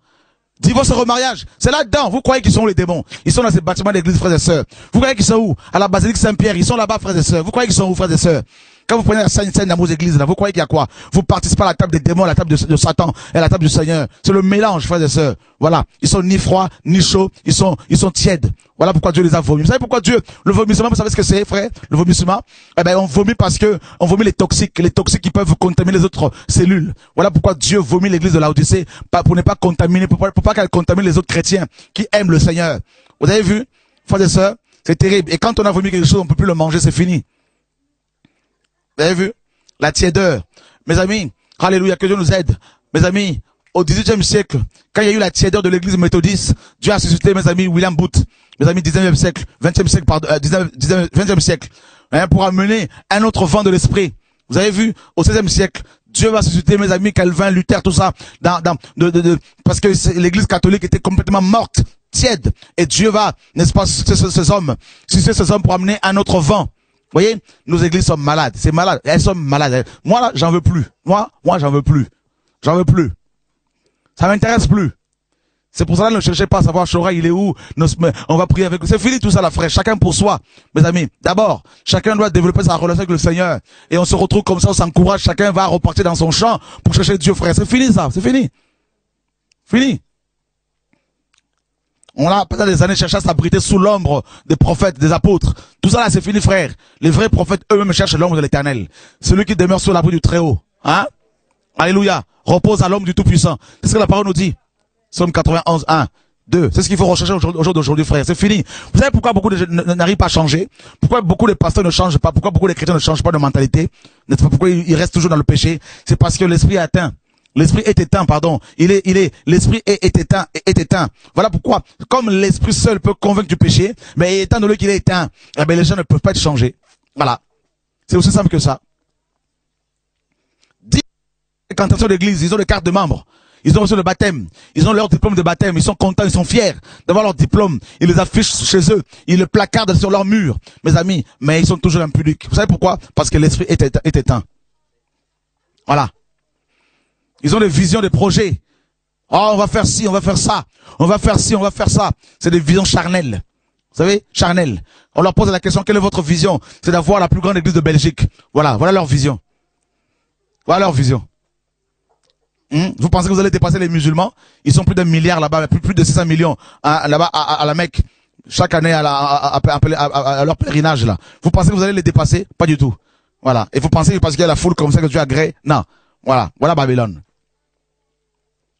Alléluia. Excusez-moi, je balance, ça tombe sur moi, je balance. Ouais, Dieu est bon.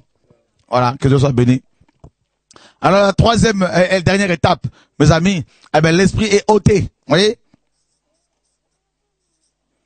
L'esprit est ôté. N'est-ce pas? Et nous sommes dans Apocalypse chapitre 2.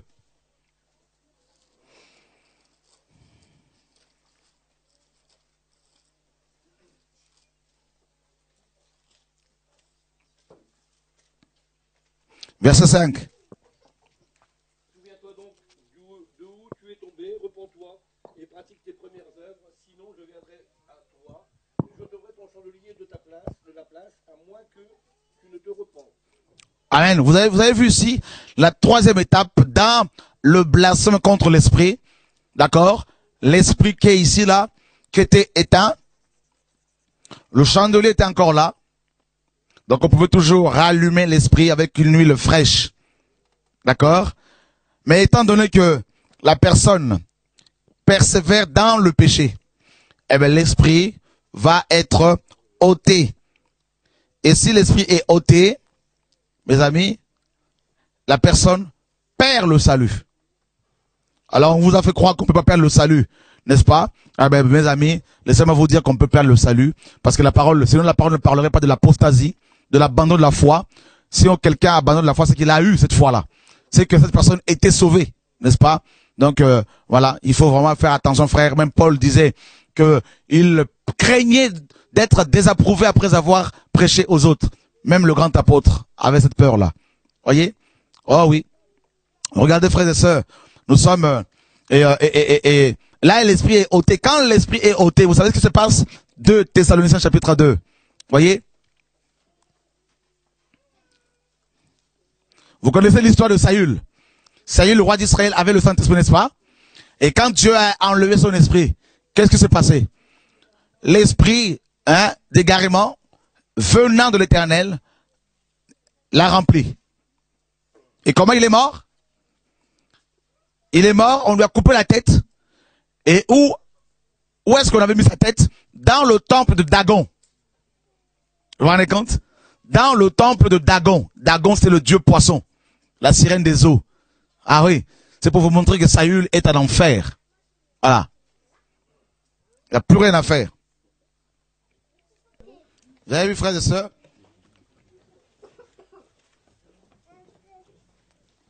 Quelqu'un peut-il nous lire là, 2 Thessaloniciens chapitre 2, à partir du verset 9. L'apparition de Jésus se fera par la puissance de Satan avec toutes sortes de miracles, de signes et de prodiges mensongers, et avec toutes les séductions de l'iniquité pour ceux qui périssent, parce qu'ils n'ont pas reçu l'amour de la vérité pour être sauvés. Aussi Dieu leur envoie-t-il une puissance d'égarement pour qu'ils croient au mensonge, afin que tous ceux qui n'ont pas cru à la vérité, mais qui ont pris plaisir à l'injustice, soient condamnés. Alléluia. Waouh. Waouh. Waouh. C'est fort, hein? Tu peux le relire, Paul. Alléluia, gloire à Dieu. Tu peux le relire, frère. L'apparition de cet impie se fera par la puissance de Satan, avec toutes sortes de miracles, de signes et de prodiges mensongers, et avec toutes les séductions de l'iniquité pour ceux qui périssent, parce qu'ils n'ont pas reçu l'amour de la vérité pour être sauvés.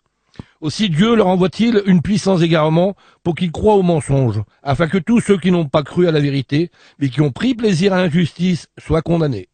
Écoutez bien ici, frère. Vous vous rendez compte? Parce qu'ils n'ont pas reçu l'amour de la vérité pour être sauvés, Dieu leur envoie une puissance d'égarement. Alors, le mot puissance ici, en grec, c'est énergia. Énergia, qui a été traduit par puissance ou encore fonctionnement. Vous avez vu le fonctionnement de nos églises? Ben c'est une puissance d'égarement. C'est ça, c'est un démon. Un démon qui est à la base de ce fonctionnement. Quel est ce fonctionnement? C'est le fonctionnement pastoral. Vous avez vu? Dans les églises bibliques, on ne voit pas les pasteurs, un pasteur seul dirigé. Vous avez vu? Mais regardez dans nos églises, il y a toujours, dans chaque église, il y a toujours un pape. Un mini-pape. Un mini-pape qui est en même temps mes amis, un précepteur, hein, donc un huissier, hein, donc il perçoit les impôts qu'on appelle la dîme chaque mois. Il veille avec son bâton, n'est-ce pas, avec son cahier de contrôle, que chaque chrétien, mes amis, paye son impôt. Comme on payait l'impôt à César. Vous avez vu? Ben voilà. Ce sont des Césars. Et pour avoir ce pouvoir-là, ils ne sont pas investis par Dieu, mais par les hommes. On appelle cela l'ordination. Vous avez vu? C'est pour ça qu'ils ont des soutanes. C'est pour ça qu'ils ont des collègues cléricales. Pour se différencier de vous. Vous avez vu? Ce fonctionnement-là, qu'on appelle le sacerdotalisme, c'est-à-dire la médiation humaine. Dieu est au ciel, eux, ils sont en dessous, et vous êtes en bas. Vous voyez, la médiation humaine, alors qu'il est dit clairement qu'il y a un seul médiateur entre Dieu et nous, Jésus-Christ homme, n'est-ce pas? Dans 1 Timothée 2,5, eux, ce sont des médiateurs soi-disant. Voilà pourquoi vous allez les voir à chaque fois pour qu'ils transportent vos prières devant le trône. Vous avez vu? Quand on a des problèmes dedans, pasteur, prie pour moi. Parce que toi-même, tu ne peux pas prier. Vous avez vu? Voilà. Parce que vous croyez qu'avec eux, le transport sera beaucoup plus fluide, le transport est beaucoup plus fluide, hein, n'est-ce pas? Donc, l'autoroute voilà, il y a pas de bouchons. Voyez? Tellement qu'on est endoctriné. Voyez? On est complètement envoûté. C'est pour cela que vous sautez sur eux à chaque fois. Pour aller les dépouiller, les pomper comme ça pendant des années toujours. Vous ne voyez pas qu'il y a un problème qui va pas. Jamais vous allez voir les prédicateurs pour dire, sois seulement encouragé. C'est toujours pour parler de vos problèmes. Vous voyez pas qu'il y a un problème? Quand est-ce que vous allez résoudre les problèmes des païens? Si on doit rester sur vous 5 ans, 6 ans sur le même problème. Vous voyez pas qu'il y a un problème? Voilà comment nous sommes nos églises. Comme un serpent qui mange sa propre queue. Voilà. Nous nous mangeons nous-mêmes. Nous mangeons nos prophètes. Vous avez vu? C'est terrible, hein? C'est grave. Que Dieu nous aide. Nous devons nous repentir. Vous avez vu? Donc, Dieu leur envoie un fonctionnement démoniaque. Et ce fonctionnement-là, premièrement, c'est la fonction pastorale. Le pasteur qui gère tout. Vous avez vu? Qui gère tout. Celui qui marie, celui qui fait les baptêmes, celui qui prêche, celui qui, n'est-ce pas, a le dernier mot. Vous voyez ce fonctionnement-là? C'est lui à qui on rend des comptes. Vous voyez? Si c'est pas ce fonctionnement pastoral, il y a aussi un autre fonctionnement. Un collège d'anciens qui travaille comme une oligarchie. Vous avez vu? Un corps à part. Vous voyez, à part. Qui prend des décisions pour vous les imposer. Vous avez vu? Voilà, un fonctionnement démoniaque. Un fonctionnement qui vous impose une chorale. Et vous ne recevez jamais des chants de la part du Seigneur. C'est la chorale qui doit chanter pour vous. Voilà pourquoi ils sont devenus orgueilleux, ces chantres. Vous avez vu? On les acclame, ouh, pour les Africains, ouh, tout ça là, les idolâtres. On va leur donner de l'argent pendant qu'ils chantent sur les estrades. Vous avez vu? Des vrais idolâtres. Terrible. Ce fonctionnement-là, babylonien, démoniaque. Ce fonctionnement qui veut que si tu rates un dimanche, on doit te chercher avec une torche spirituelle pour savoir où tu es. Tu es égaré.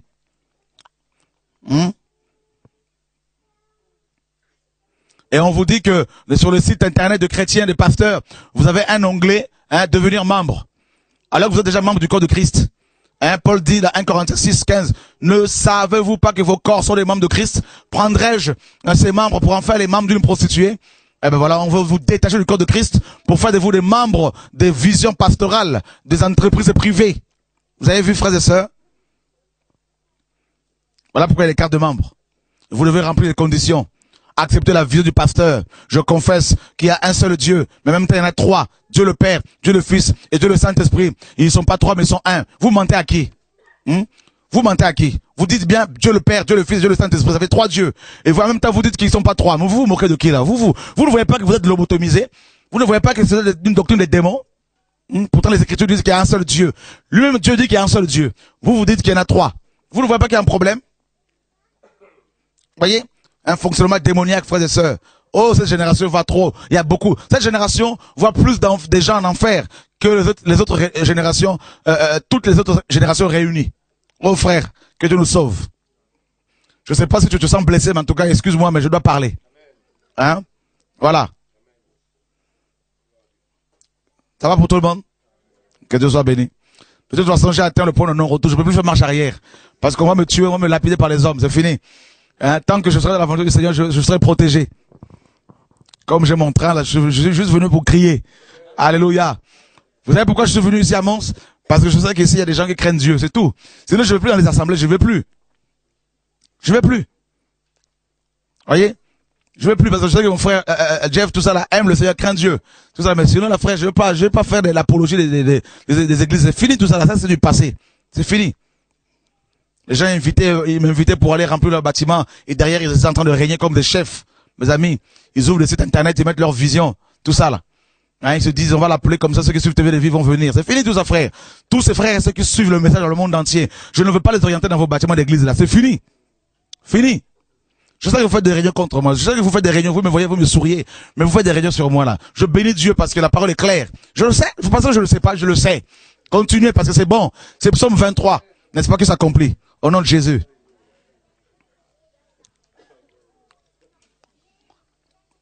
Alléluia. 1 Samuel 16. N'est-ce pas que vous aimez la vérité? Ah. Répercutez ces messages partout. Hein, tous ces messages, même les messages que vous recevez de la part de Dieu, donnez-les. Allez sur YouTube, faites des vidéos, parlez. Faites des messages audio, parlez. 1 Samuel 16, 14.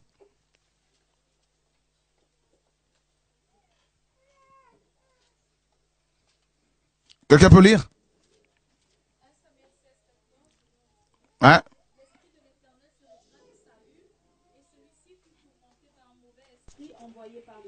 Ah, l'Esprit de Dieu se retira de Saül. Alors les religieux d'aujourd'hui disent, non, ça c'était avant, sous la loi. L'Esprit ne peut plus être retiré de quelqu'un. Voilà une fausse doctrine qui vient de l'enfer. N'est-ce pas? Sauvé une fois, sauvé pour toujours. Une doctrine qui vient de Calvin. N'est-ce pas? Vous êtes chrétien, eh ben, vous pouvez pratiquer le péché, vous serez quand même sauvé, n'est-ce pas? C'est ça la prédestination. Eh ben, vous irez en enfer. Parce que la parole est claire. Celui qui est né de Dieu ne pratique pas le péché, nous dit la parole. Alléluia. Voyez, frère? Et Dieu, Jésus dit dans Apocalypse 2, il dit à l'église d'Éphèse, si tu ne te repens pas, je veux ôter ton chandelier de sa place. D'accord? Le Saint-Esprit. Et là, eh ben, 2 Thessaloniciens 2 nous dit, quand l'esprit est ôté, est enlevé, l'esprit de vérité, mes amis, eh ben, l'esprit d'égarement vient prendre place. Et là, il n'y a plus rien à faire. Quoi que vous fassiez pour ce pasteur, pour cet apôtre, pour ce prophète, pour ce chrétien, pour ce diacre, c'est fini. C'est fini, il n'est plus, il est fini, il a blasphémé. Alors quand on a atteint la troisième étape, quand on arrive là, c'est fini. Il n'y a plus de retour. Quand tu es à la deuxième étape, lorsque l'esprit est atteint, on peut encore le rallumer. Le ranimer. Mais si vous dépassez cette étape-là, pour arriver à la troisième étape, où l'esprit est ôté, il n'y a plus rien à faire. Là, ce sont les démons qui viennent. Un fonctionnement démoniaque. Tu restes prophète, tu restes apôtre, tu restes pasteur, mais ton onction est remplacée par une autre onction. Et c'est la puissance de Satan. Et là, tu vas commencer à opérer des miracles mensongers. C'est pour cela qu'il faut comprendre qu'on ne reconnaît pas un arbre par les dons, par l'onction, mais à ses fruits. L'amour, la crainte de Dieu, la sanctification, la justice, la paix, la joie, et non par l'onction. Beaucoup de chrétiens se font avoir parce que ces pasteurs à qui Dieu a, n'est-ce pas, qui ont blasphémé, n'est-ce pas, dont des pasteurs qui n'ont plus l'esprit, et qui ont reçu l'esprit d'égarement, ils continuent quand même à faire des miracles mensongers, et beaucoup de pasteurs, beaucoup de chrétiens continuent quand même à leur accorder du crédit. Alors qu'ils ne prêchent plus la croix, la sanctification, le retour de Jésus. Ils prêchent la prospérité, ils font l'apologie de leur ministère, et ils produisent également, il y a une forme d'onction qui est sur eux. Ce sont des démons. Comme Simon le magicien. Vous voyez frère, c'est terrible. Comme les magiciens de Pharaon, qui pouvaient reproduire certains miracles que Moïse faisait. Des miracles mensongers, pour vous tromper. Maintenant, combien de temps doit-il couler, n'est-ce pas, entre la deuxième étape et la troisième? Dieu seul le sait. Et là, quand on arrive là, l'esprit est ôté, c'est fini. Voilà pourquoi, chrétiens, beaucoup de pasteurs qui sont tombés ne sont plus à l'écoute de la vérité. Quoi que vous fassiez pour eux, ils n'écoutent plus. Vous ne vous êtes jamais posé la question, ne vous êtes jamais posé la question, pourquoi vos pasteurs d'hier continuent à s'enfoncer dans le mal? Eh bien parce que ils n'ont plus l'esprit. Parce qu'ils ont blasphémé. Et Paul dit ceci dans 1 Timothée. Regardez bien.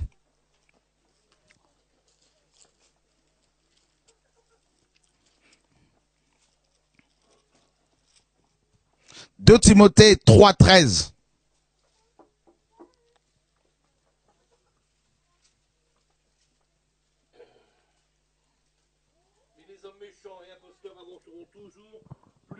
plus dans le mal, égarant les autres et égarant eux-mêmes. Mais les hommes imposteurs et méchants, un imposteur, c'est qui? C'est quelqu'un qui, n'est-ce pas, se sert d'une identité, de l'identité d'une personne, pour se faire de l'argent, pour un acte, pour tromper. C'est quelqu'un qui se déguise. Et il est dit clairement dans 2 Corinthiens 11, 13, que Satan se déguise en ange de lumière. Et il n'est pas étonnant que ces ministres aussi se déguisent en ministres de la justice. Ce sont des imposteurs. Ils se servent de la parole de Dieu, de la Bible. Ils se servent du nom de Jésus pour se faire de l'argent. Et Paul dit, ce sont des méchants. Ils avanceront toujours dans le mal, égarant les autres et égarés eux-mêmes. Voilà. Voilà pourquoi la plupart des pasteurs ne veulent pas changer. C'est parce qu'ils ne le peuvent plus. Parce qu'ils ont déjà blasphémé. Voyez? Et regardez ce que Hébreux chapitre 6 nous dit.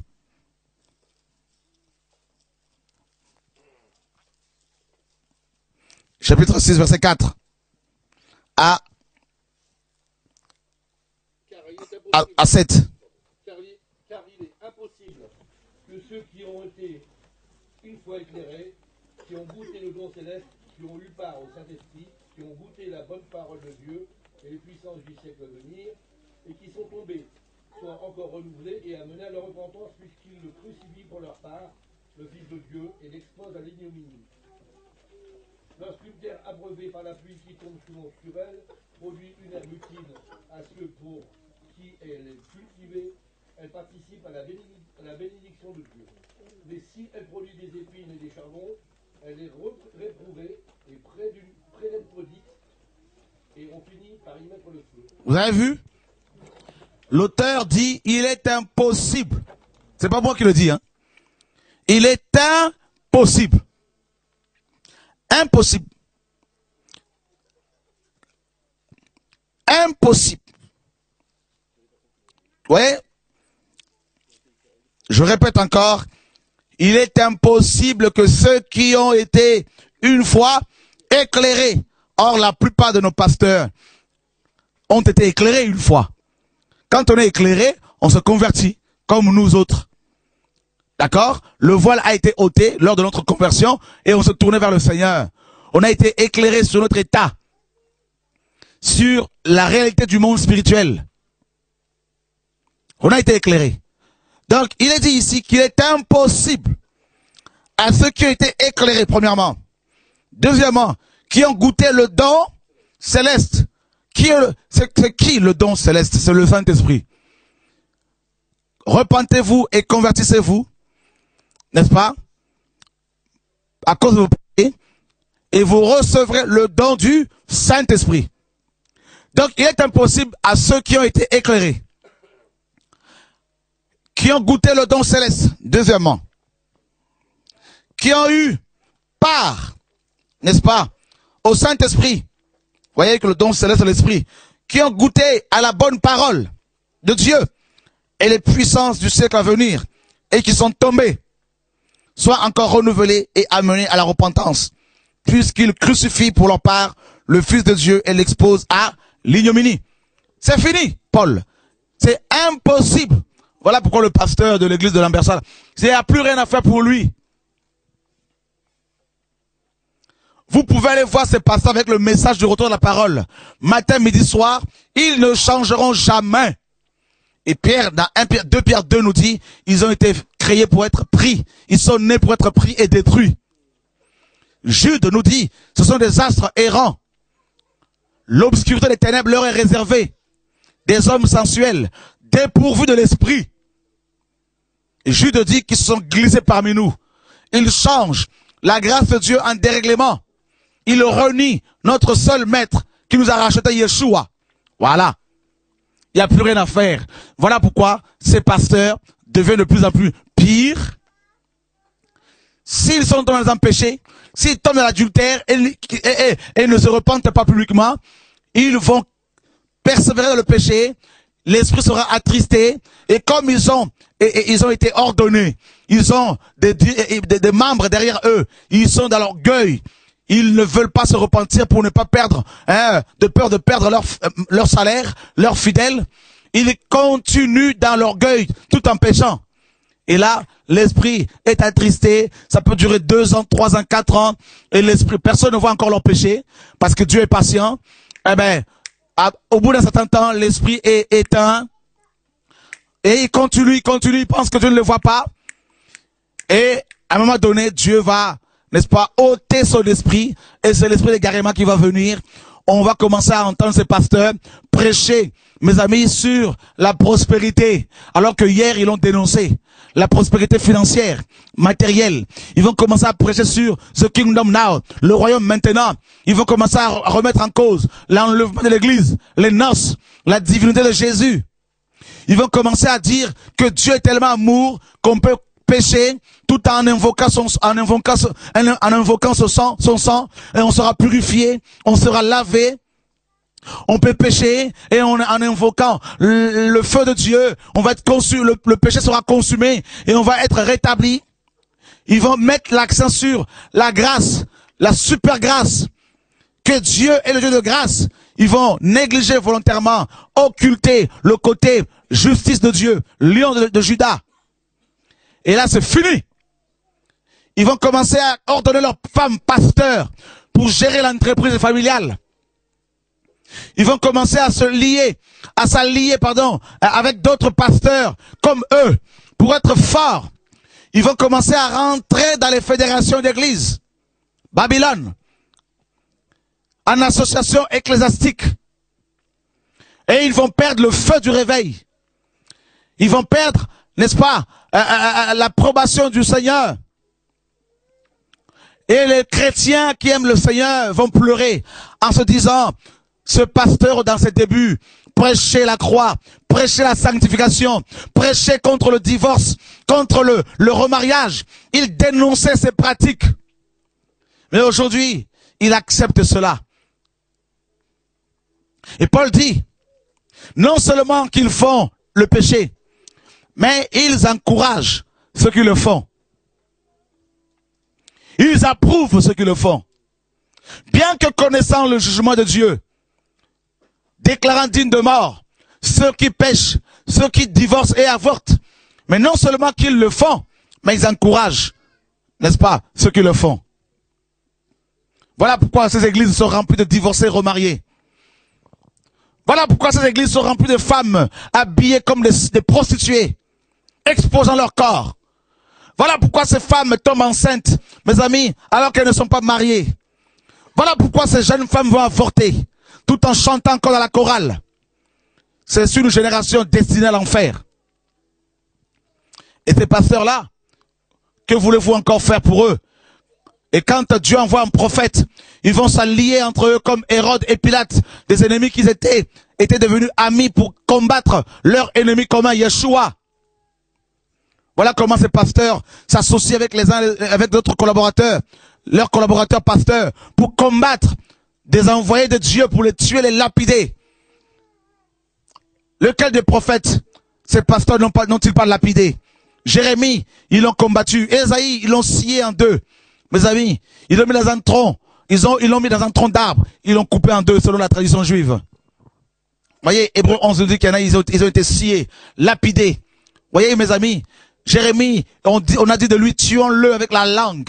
Voyez, ils vont te combattre, te traiter d'antéchrist, de faux prophètes, de sorciers, de magiciens. Ils vont ouvrir des sites internet sur ton nom pour te salir, pour te discréditer. Vous voyez, frères et sœurs, ils vont te casser. Et le Seigneur l'a dit, malheur à vous si tout le monde disait du bien de vous. Car les faux prophètes, tout le monde les accueille. Vous voyez, tout le monde les acclame. Tout le monde les encense. Voilà notre génération, frères et sœurs. Oh Dieu, sauve-nous. Vous avez vu? Voilà pourquoi la plupart de ces pasteurs que vous connaissez ne peuvent plus faire marche arrière. Leur situation, mes amis, empire tous les jours, tous les ans. Mes amis, ils changent de doctrine, ils s'enfoncent dans le mal. C'est parce que ils ont atteint le point de non-retour. Ils ont blasphémé contre l'Esprit de Dieu. C'est fini. Fini. Fini.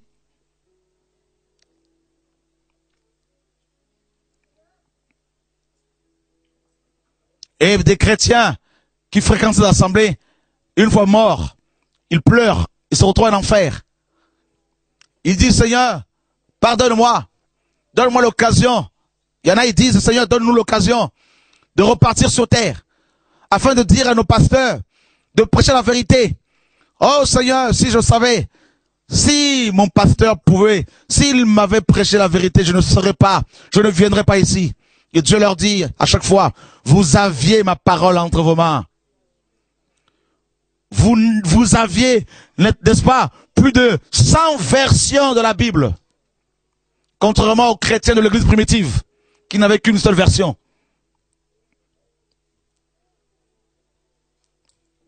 Oh Dieu, sauve-nous! Sauve-nous! Toute ma vie, je me suis occupé de mes affaires, plus que de mon âme. Toute ma vie, j'ai couru après le vent, après les hommes riches, après les grands de ce monde.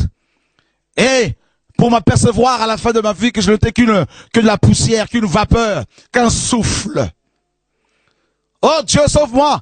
Mon pasteur ne m'a pas dit que je ne devais pas avorter, ni fréquenter les boîtes de nuit. Oh Dieu, sauve-moi! Je suis servi de mon corps pour faire tomber des femmes, des hommes. Oh Dieu, sauve-moi! Frère, je peux entendre les cris de l'enfer. Je peux entendre les cris de ces religieux, de ces apôtres, de ces prophètes en enfer, demandant, suppliant Dieu nuit et jour, comme l'homme riche dans Luc 16, qui suppliait Abraham d'envoyer Lazare pour avertir ses 5 frères qui étaient avares, qui étaient voleurs, qui étaient orgueilleux hautains, qui refusaient de changer, de se convertir. Jusqu'à quand vas-tu résister à Dieu, femme? Jusqu'à quand vas-tu résister à la parole de Dieu? Jusqu'à quand vas-tu courir après les prophètes pour demander de l'eau de bénédiction, l'eau bénite, l'eau pour te protéger? Jusqu'à quand vas-tu prier avec ton huile là? N'est-ce pas? Jusqu'à quand vas-tu utiliser ton huile plus que la parole de Dieu pour te protéger? Oh, idolâtre, cette génération, mes amis, a blasphémé contre Dieu. Il n'y a plus rien à faire. Regardez vos enfants, regardez vos filles, comment elles se comportent. Vos garçons, comment ils se comportent, vous chrétiens. Cette génération, frère, oh, que Dieu nous aide. Nos églises, là, frère, ce sont des stations de métro. Ce sont comme les stations de bus, des abribus, où les gens sont en attente de prendre le train qui les conduira en enfer. Frère, c'est terrible. C'est pour cela que Dieu dit, mon peuple sortez du milieu d'elle, de Babylone. C'est la sortie. Sortez de ces églises, sortez de ces bâtiments, de ces maisons, sortez de ce joug pastoraux, sortez de ce contrôle pastoral, sortez de vos couvertures pastorales. C'est de l'envoûtement, c'est de la sorcellerie. Sortez de là Et que les prophétesses se lèvent pour parler. Et que les prophètes se lèvent pour crier. Et que les messagers, les messagères de la bonne nouvelle, frère, soient de nouveau, alléluia, remplis d'onction de Dieu pour aller libérer le peuple de ce joug.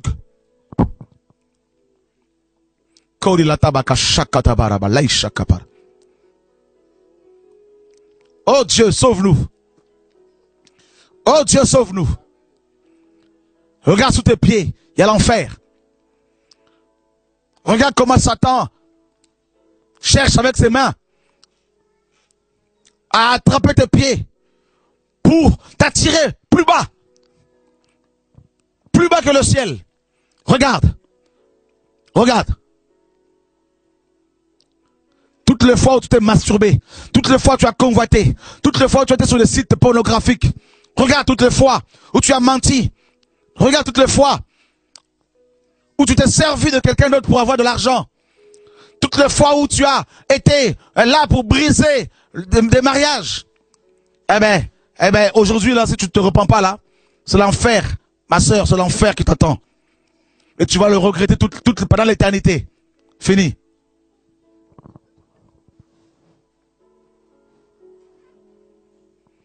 Dieu sauve-nous. Dieu sauve-nous. Dieu sauve-nous. Pleurez pour vos familles. Pleurez pour vos enfants. Pleurez pour vos parents qui ne veulent pas changer. Pleurez pour ces pasteurs. Car certains seront éclairés parce qu'ils sont de l'ignorance.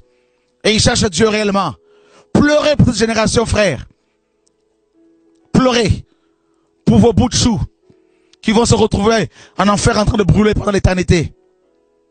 Gémissez, gémissons, pleurons, crions à Dieu. L'heure est grave. L'heure est grave, chrétien. Plus ça va, plus Dieu me dit de crier parce qu'il revient. Yeshua en tant que lumière ne peut que revenir parce que les ténèbres ont envahi les nations. Et il ne pouvait pas le faire avant. Parce que la lumière prend toute sa signification, devient significative au sein des ténèbres. Voilà pourquoi à cause de cette apostasie, mes amis, de ces ténèbres qui couvrent les nations, ces lois anti-bibliques, anti-Christ qui sont votées pour autoriser l'IVG, les avortements, des mariages homosexuels, eh ben, c'est les ténèbres qui recouvrent nos pays, nos nations, nos villes. Voilà pourquoi Yeshua, en tant que lumière, ne peut que revenir, frères et sœurs. Oh, jeunes gens, sauve-toi. Sauve-toi de cette génération. Sauve-toi. Prends tes jambes à ton cou. Sors de Babylone. Quelle que soit la pression de l'ennemi, ne te laisse plus vaincre par le péché. Refuse la compromission. Refuse les amitiés des hommes. Accepte la solitude. Accepte qu'on te lapide. Accepte qu'on te traite de secte. Accepte le rejet. Accepte la mort. Accepte cela pour gagner la vie. La vie éternelle. La vie éternelle. Accepte cela. Moi et ma maison, comme disait Josué, nous servirons l'Éternel. Moi et ma maison. Oh oui, je lutte, je prie pour sauver mes enfants. Comme Noé l'a fait hier. Oh Dieu, nous ne cherchons plus les titres. Oh, quel est mon ministère? On n'est plus là, frère. On n'a plus ce temps. Courez, courez, courez, courez, courez. S'il vous plaît, courez, frère, courez. Sauvez-vous. Derrière sur le feu, le jugement. Courez. Quittez Sodome. Quittez ces mauvaises pensées. Quittez la rébellion contre Dieu. Quittez la rébellion. Quittez le doute. Quittez, femmes. Quittez, s'il vous plaît. Quittez le là. Quittez, courez. Courez. Courez comme Hébreux 12 le dit. Courons vers la carrière qui nous est ouverte. Courons. Courons. Courez, courez, courez, courez, courez.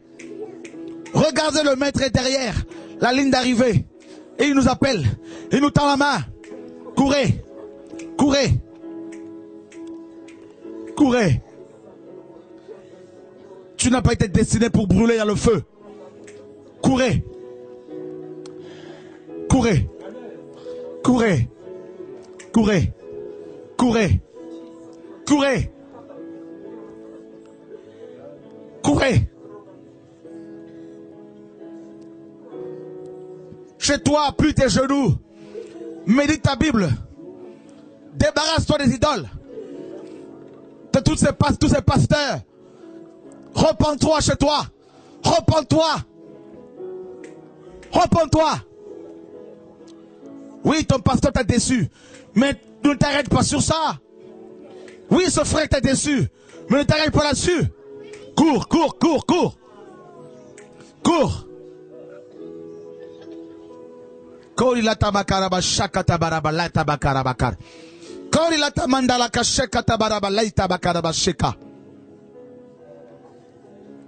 Choisis tes amis. Choisis tes amis. Choisis. Dieu te dit tes amis. La mauvaise compagnie corrompt les bonnes mœurs. Tu as la liberté de choisir. Tu as le pouvoir de choisir avec qui parler, avec qui négocier, avec qui prier, avec qui méditer. C'est ton choix. C'est ta liberté.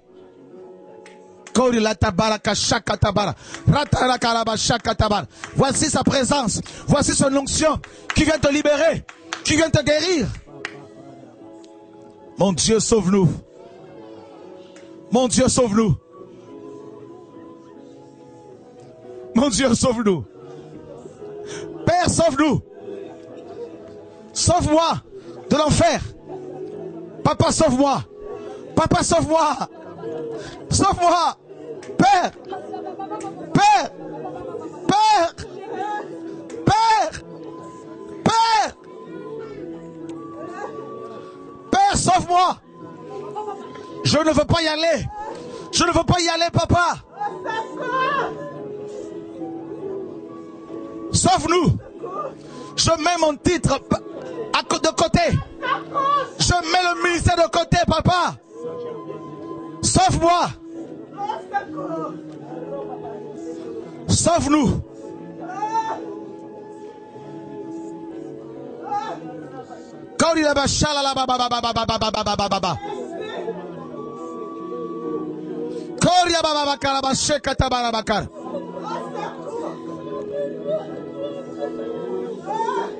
Viens à notre secours.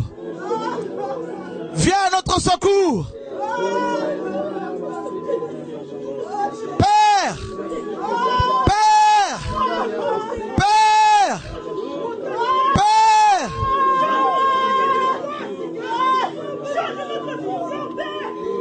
Père.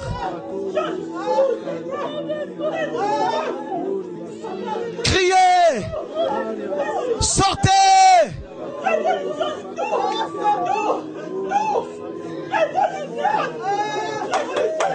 Sortons.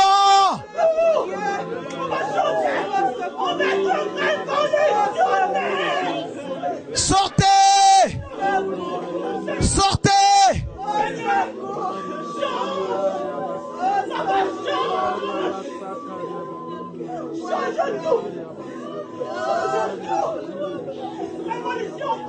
Sors. Laisse la colère. Sors. Laisse le mensonge. Sors. Sors. Sors.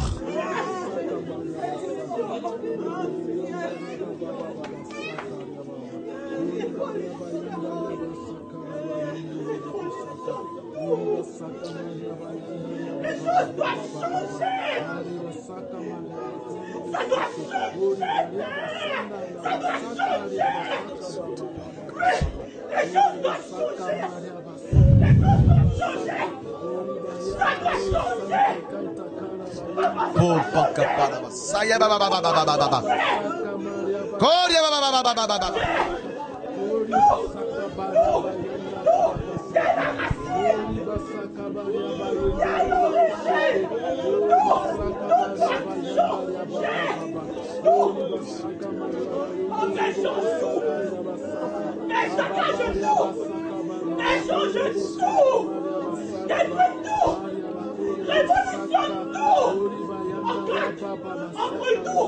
On s'engage, on déracine, on enlève, on enlève tout, on gagne tout, on enlève.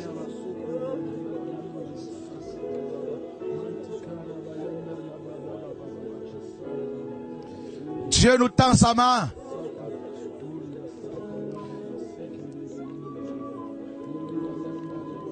Ma fille, tu parleras de ma part, te dit le Seigneur. Des jeunes femmes t'attendent. J'ai mis mes paroles dans ta bouche. J'ai mis mes paroles dans ta bouche. Tu es ma soldate. Tu es ma guerrière. Va et avertis. Va et avertis. Parle. On te traitera de Jézabel, de rebelle. Mais parle. Ma fille, je compte sur toi. Parle.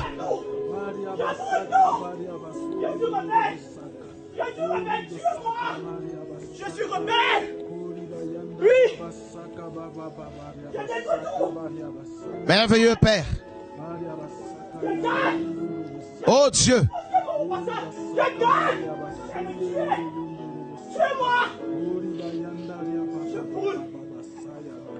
Je brûle. Je brûle tout. Je brûle. Haïti. Je brûle. Haïti. Qui va m'arrêter? Oh Père. Je brûle. Père, sauve-nous. Est-ce qu'on peut chanter encore le cantique de tout à l'heure?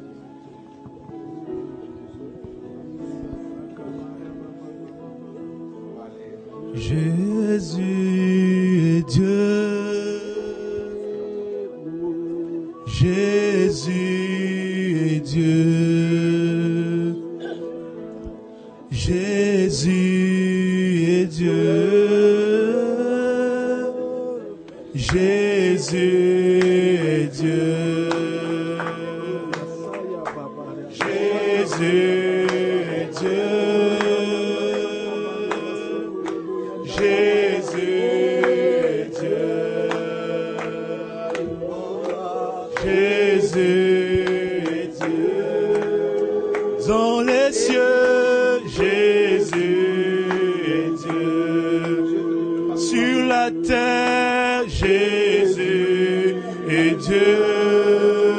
Jésus est Dieu. Jésus est Dieu. Il est Dieu. Jésus est Dieu. Chantons encore. Jésus est Dieu. Jésus est Dieu. Jésus est Dieu. Il est Dieu. Jésus est Dieu. Jésus, il a vaincu la mort. Jésus est Dieu. Jésus, Jésus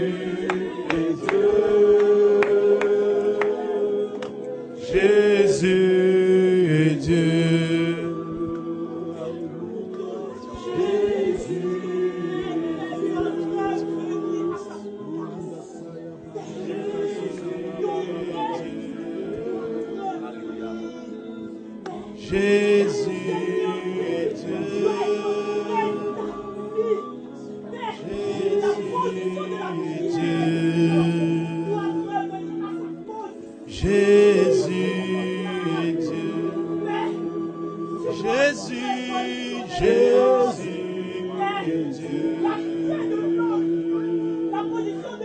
Jésus est Dieu.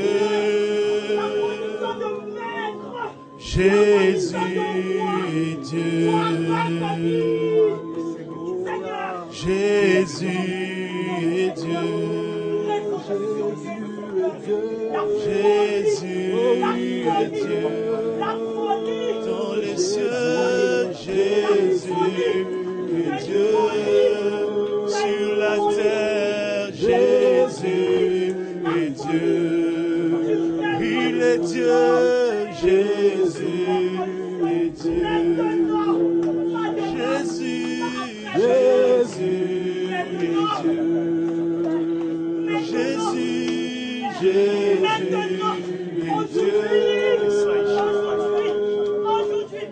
Jésus est Dieu. Aujourd'hui, maintenant, Jésus maintenant, est Dieu. aujourd'hui, tu viens changer nos Jésus nos attitudes, nos comportements, nos façons d'être, la foi. Jésus est Dieu. Doit être Jésus est Dieu. Jésus est Dieu. Tu dois faire Jésus est Dieu. Il a vaincu la mort. Jésus est Dieu. Il fait des miracles. Jésus est Dieu. On dit oui à l'évangile de Paul. Jésus. On dit oui. On dit oui à l'évangile de Paul. Jésus est Dieu.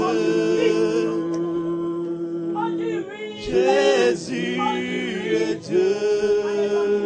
Dans la racine. Jésus est Dieu. On ne joue pas. Jésus. On n'est pas des amis. On n'est pas des potes. On n'est pas des Jésus camarades de classe. On est là pour craindre. Oui. Jésus. On est là pour marcher dans la parole. Oui. Jésus. On est là pour marcher dans l'évangile pur. Celui qui n'avait pas foutu, on laisse. Ou c'est la parole, ou alors on casse tout, on saccage tout, on brûle tout. Jésus est Dieu. Ou c'est la parole, c'est bien. On gagne, on laisse tout tomber. On gagne, Jésus est Dieu. on est là pour vivre la foi dans la racine. Dans la racine de Jésus. Jésus est Dieu. Dans la racine. Où le frère des âges a implanté toute chose. Dans la Jésus racine. est On Dieu. te suit. Il a vaincu la mort. Jésus est Dieu. Toi, Seigneur. Jésus est Dieu. Jésus est Dieu. Jésus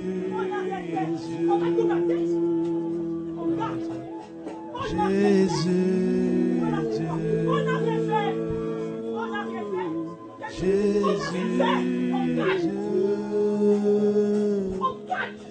Jésus